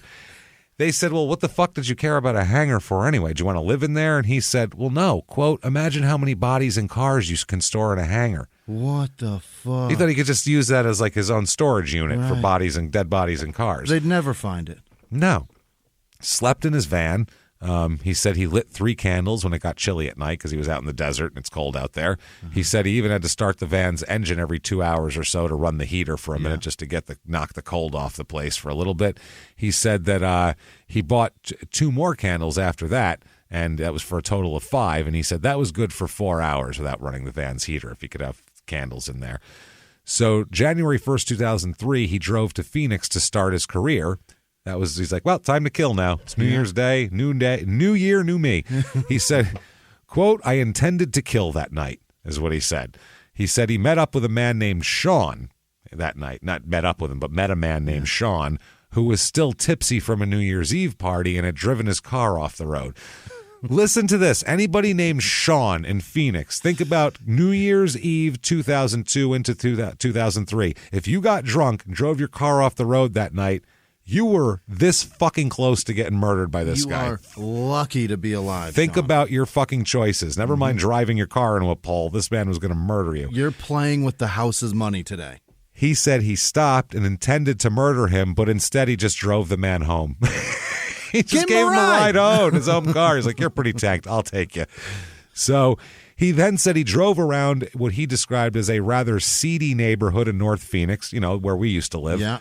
The sort of place where bars and tattoo parlors greatly outnumber churches, which is Cave Creek Road, Sunny Slope, Bell Road. That man was between Cave 7th Street Greenway. and Bell Road the whole stretch. He did the whole thing. Which is exactly where both of us lived at that time, which is perfect. And he's just looking for people to kill. Yeah. Wandering around there. So, meanwhile, that guy that sawed people's heads off was right there at the exact same time. That's what I mean. It's crazy. And then he said, quote, and that place was poorly lit, too. Yep, yeah, sure that's is. Phoenix. Yeah, that's Phoenix. There's neighborhoods with not a street light, nary a street light. Nary a shadow. He said, just the sort of target area I was looking for. Oh, God. Listen to that, city council. Get that your shit together. He said he could kill a couple of people without even robbing him, and that way, robbing them too. He didn't want to start right away. He said, I'll just kill people just to get the hang of it at first. That way it would become easier and easier. But he said, quote, but I couldn't even get out of the car. I'm already realizing, oh, no, there's no hope for me. Like, I'm going to be a terrible hitman here. You're just a piece of shit, sir. So he decided on the 2nd that he couldn't kill anyone else, and he decided he's going to drive back to Oregon and turn himself in. Mm-hmm. That's what he said. But first, he wanted to see the Grand Canyon. It is beautiful.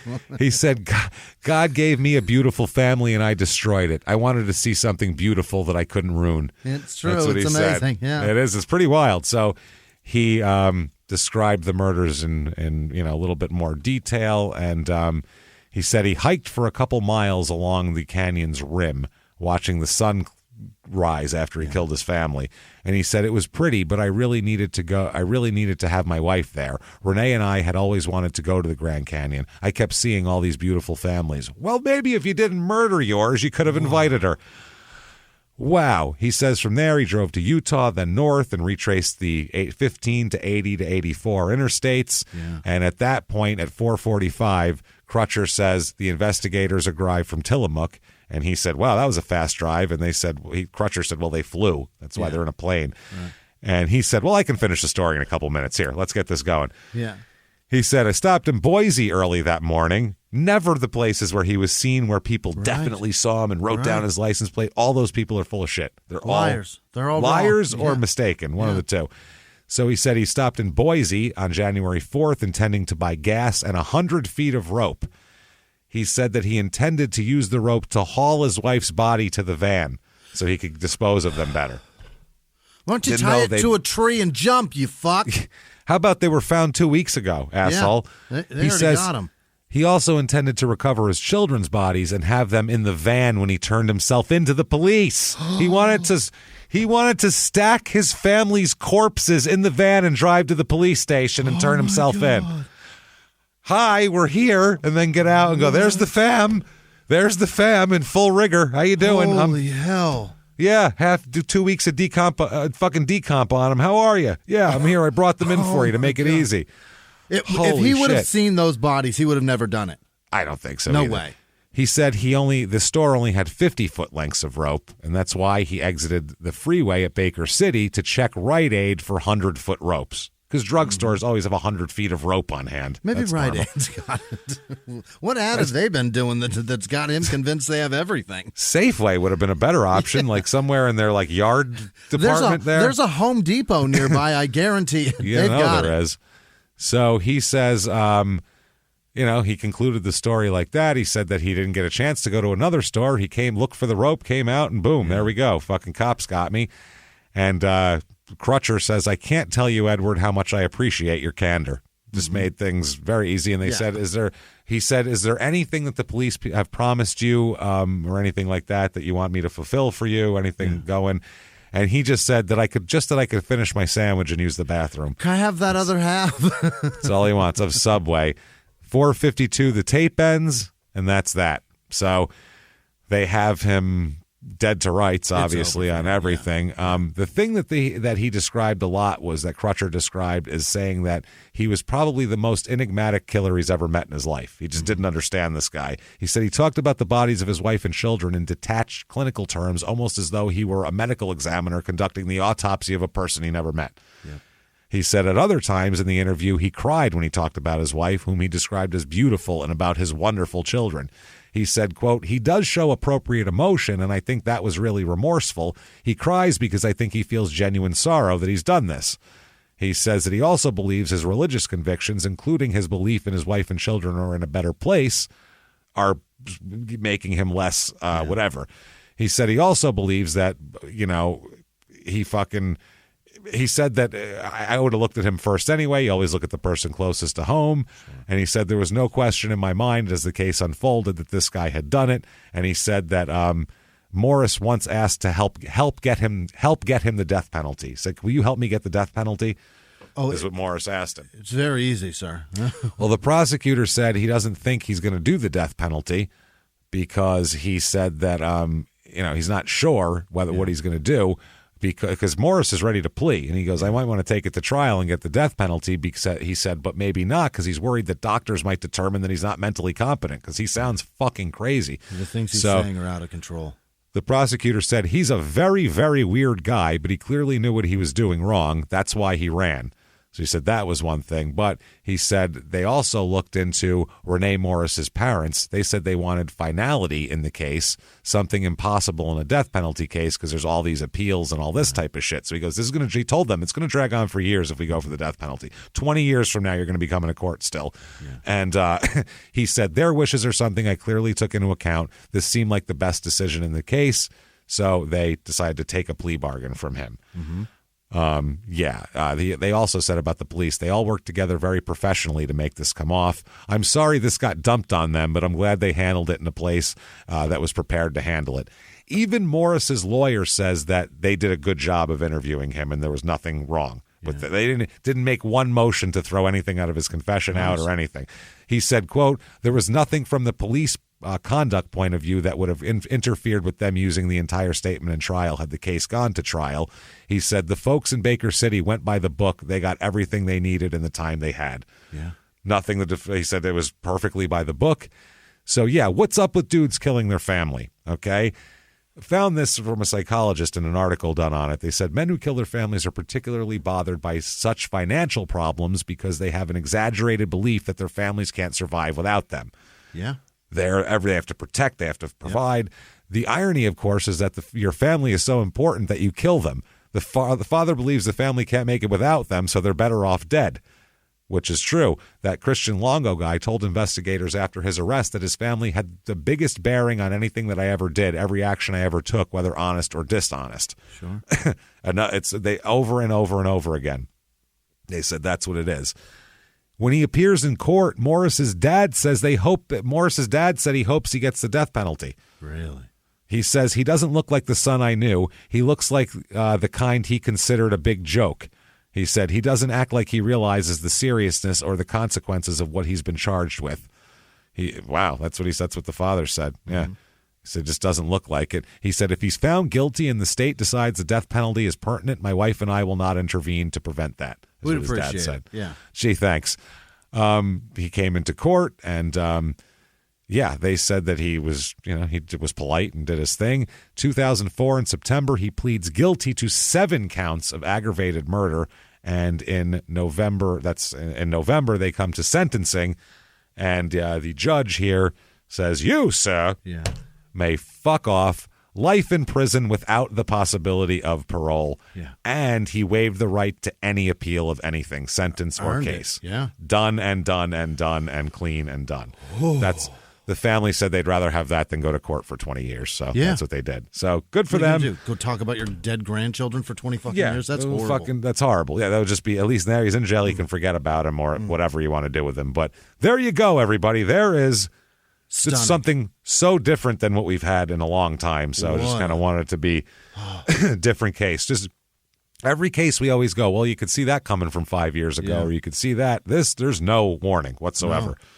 till he goes to the gun shop 2 days before. There's no warning. Thank God for that lady and her quirky, weird shit of looking at license plates, because without her, he was probably going to have to turn himself in pretty soon. He was on his way back. You nosy bitch. Thank you. I appreciate it. No, yeah, honestly, that finally it paid off. Your nosy, weird fucking quirks fixed it. Did it. So there you go. If you enjoyed that story, tell the world about it. Get on Apple Podcasts or whatever platform you're listening on. Give us 5 stars. It does help drive us up the charts. Also, head over to shutupandgivememurder.com. Get your merch, first of all. And, of course, get your tickets to live and virtual live shows. Virtual live show October 27th. Just like a live show, except right to your living room, anywhere in the world. We do it. We set it up just like a live show, and we just pretend you're all out there. You're all in the audience, and it's a lot of fun. We have a great time. People talk to each other, chat about it. It's good shit. It's available for 7 days after the 27th. Right. You can watch it over and over. You could wait to watch it on Halloween. Watch it whenever you want. Do that. That is shutupandgivememurder.com or moment.co/smalltownmurder. Head over to Patreon. My God. Patreon.com/CrimeInSports is where you get all the bonus stuff. All of it. Anybody $5 or above, you are going to get access to everything, including Crime and Sports and Small Town Murder bonus. Yeah. And there are new ones every other week. We give you 2 new shows. There's over 100 in the back catalog. It is so worth it. This week, we're going to finish up our sex scandals talk for Crime and Sports. Part 3, finishing up the Duke fuck list. Several other weird things. Then for Small Town Murder, we're going to talk about serial killers who happen to also be in the mafia, because that's really interesting, because it's the only profession on earth where being a serial killer will help your career. It really is the only one. Otherwise, it's a huge hindrance. It really is. So... And we're going to talk about a few of those guys. There's some sick bastards that I've come across over the years reading. So we'll talk about all of that. Patreon.com/crimeandsports. And you're going to get a shout out. My God. When are you going to get a shout out? God damn it. James, right now. Right fucking now. Jimmy, hit me with those names like someone who would never kill me because he was afraid we were going to be broke. Let's do it now. This week's executive producers are Brianna Vandemart, Corporal Carl Kirshner, who was thankful to come to the Wisconsin show. That was nice of them. Thank you, Corporal Carl. JB and Yeti Shetty, Maria Wiedeker, and her cat Tofu had a 10th birthday. How about that? Happy birthday, 10 Tofu. years. Do me a favor. Lick your ass for me to celebrate. Right now, there you go. Now. Justine McNeil, Carol Braun, happy birthday, and I'm a good now. I'm a good now. Other producers this week are Felicia Crystal Jordan, Megan Bethel, giving it both ways. Peyton Meadows, Frank the South African birdwatcher whore, also Frank the South African birdwatcher. Thomas Smith, Haystacks Calhoun, Jennifer White, and the Whites of West Virginia. Her husband's actually related to them. How insane is that? Oh, my God. Yeah. $50 bill. Happy birthday, Berta. Janice Hill. Cody Leversey is marrying Delaney. September 17th. Congratulations. September 17th. Remember, Cody is having sex tonight. Tanya Willis, Brooke Robinson, Cara Diaz, Casey Studs, Kyle Conway, Scott Peterson, probably not, Nick Vuato, Jesse Gullidge, John Bidgood, Amber with no last name, Marcy Rainey, James M. Astor, I think, or maybe it's Master. I capitalized a letter in the middle of that for no reason at all. Ireland with no last name, or the entire fucking country. Sharon Coates, Chad Palmer, GDRNG, Amy Strong, Danny Ray, Jacqueline Wilson, Taylor Dundas, Betsy LeClaire, Ellen Brennan, Tanya Uday, I think, Glenna with no last name, Steve Pickerel, Mackenzie Hopkins, Teresa Simpson, Richard S., Allison Glusky, Jessica C., April Shovik, Kelly Coiler Brown, Catherine with no last name, Kim Smith, Gradient Orion, Gail Sullivan, Katie Krosky, Jen Corney, Lisa Christensen, Jackie Gibson, Hannah Nunley, Craig Cozy, What's It To Ya, Taylor Snodgrass, Kyle Hansen, Catherine Owen, CC, Krista Bloomy, I may have mistyped that. Timothy Compton. No. I know. Chris Pavuk, Miles Nelson, Alexander Koch or Coach or Coke, Andrew Hines, Jane Murray, KC, Elsa Elder, Sarah Redfern, Melissa Allen, Perusity, Camden Thompson, Riley Corrales, Sue McKenzie, Kelly McKim, Sean McCluskey, Nosy Rosie, Anita Kochenauer, okay, RSRP, Rob Subkovic, Brian D., Jamie Kessler, Judy Gravenhorst, Haley with no last name, Brown Sugar, Kathleen Dooling, Chris Devlin, Ashley McGinnis, Aziz Nashat, Susan Simmons. Did I say that? Maybe not. Joseph Pickens, Jill King, Christy Spicer, Tanya Schuster, Ryan Booth, Christina Waldner, Jason Talton, okay, I'm going to do this a service. Obulia Tabares. I did a terrible disservice. Yeah, Ashley Govia, Lauren Edwards, Cody German, Bellified Bell, Haley Caddy, Jody Sutton, Hayden Freeman, Amy McDonald, Jessica Thompson, Roney with no last name, Shay Cotter Brown, Lisa LaChapelle, Jay Thompson, Dusty Schreiner, Justin McPherson, Brandy Williams, Vicky Williams, Andrew Webster, Ryan Baylor, Kay Foreman, Sarah Buchwald, Zach Young, Lee Henry, Narika Dennis, Austin Wenslick, Elisa, nope, that's Emily, Rasmussen, Sanan Kuparo, Carmen Harwood, Dashiel Cosataro, Castator, Patu with no last name. You're crushing it. I'm ruining it. That's for sure. No, you're doing it. You're getting hard. You're getting it. Kevin Skelton, Luis Hurtado, Angela Weatherholtz, Jennifer Rocio, Jen John Tony, Jordan Perez, Dana Stairs, Deshaun Bruce, Matthew Miller, Joshua Fetterman, Jill Simon, Carrie Whipker, Cassie M, Don Kanakari, Creed Stapleton, Dominic Hance, 1212 Seedco, Doug Kreis, Ryan McGonigal, Mary Jo Warner, Dave Jones, John Protkapatek-Kaznik, Matthew Atchison, Jenna Giles, Gillies, Christopher, Charles Noyes, Daniel Shalinsky, that's no yes, Charles no yes, Bailey Rowland, Matthew Scott, Terry Bragg, Max Little, Victoria Galinda, Leah Yusufara, Jay Brown, Jody Carvala, oh, boy. Katita Gomez, Jeremiah Marilla, Ben with no last name, Jason Christopher, Faith Moreland, Moan Moreland, Megan Johnson, Nicholas Vergara, Maritza Diaz, Aaron with no last name, Keith O'Brien, Sergio Salgado, Aaron with no last name, Amy Johnson, Jacob Anderson, Lindsay with no last name, Leanne Bretzik, Adrian Chafin, Brexit. Breadstick or Brexit? Which one is it?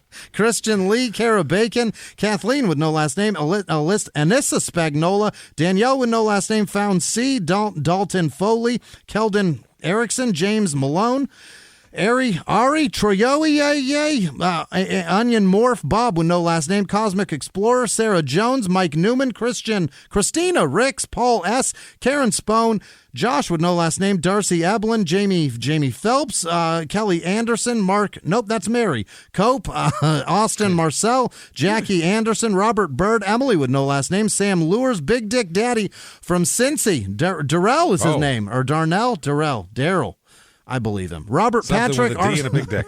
Arsenic Catnip, Rebecca Catuza, Al, you're the best, Al. Dave and the Lady Productions, Czar Zappi, Zach McCarty, and all of our patrons. You guys are fucking incredible. Thank you. Thank you, everybody, so much from the bottom of our hearts. We do appreciate everything you do for us. Thank you, thank you, thank you. Hope you're enjoying all the bonus stuff. Hope to see you at a live show. Can't if you wait. want to follow, me neither. You want to follow us on social media, the show is at Murder Small on Twitter, at Smalltown Pod on Facebook, at Smalltown Murder on Instagram. You want to follow us, just go to the God damn it. It's the go show, to shutupandgivememurder.com. Right.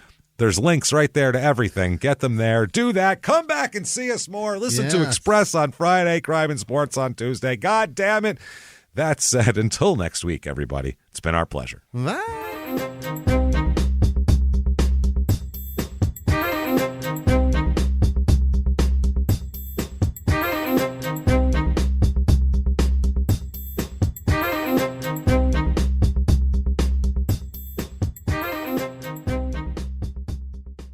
If you like Small Town Murder, you can listen early and ad-free now by joining Wondery Plus in the Wondery app or on Apple Podcasts. Prime members can listen early and ad-free on Amazon Music. Before you go, tell us about yourself by filling out a short survey at Wondery.com/survey. A few miles from the glass spires of Midtown Atlanta lies the South River Forest. In 2021 and 2022, the woods became a home to activists from all over the country who gathered to stop the nearby construction of a massive new police training facility, nicknamed Cop City. At approximately 9 o'clock this morning, as law enforcement was moving through various sectors of the property, an individual, without warning, shot a Georgia State Patrol trooper. This is We Came to the Forest, a story about resistance. The abolitionist mission isn't done until every prison is empty and shut down. Love and fellowship. It was probably the happiest I've ever been in my life. And the lengths we'll go to protect the things we hold closest to our hearts. Follow We Came to the Forest on the Wondery app or wherever you get your podcasts. You can binge all episodes of We Came to the Forest early and ad-free right now by joining Wondery Plus.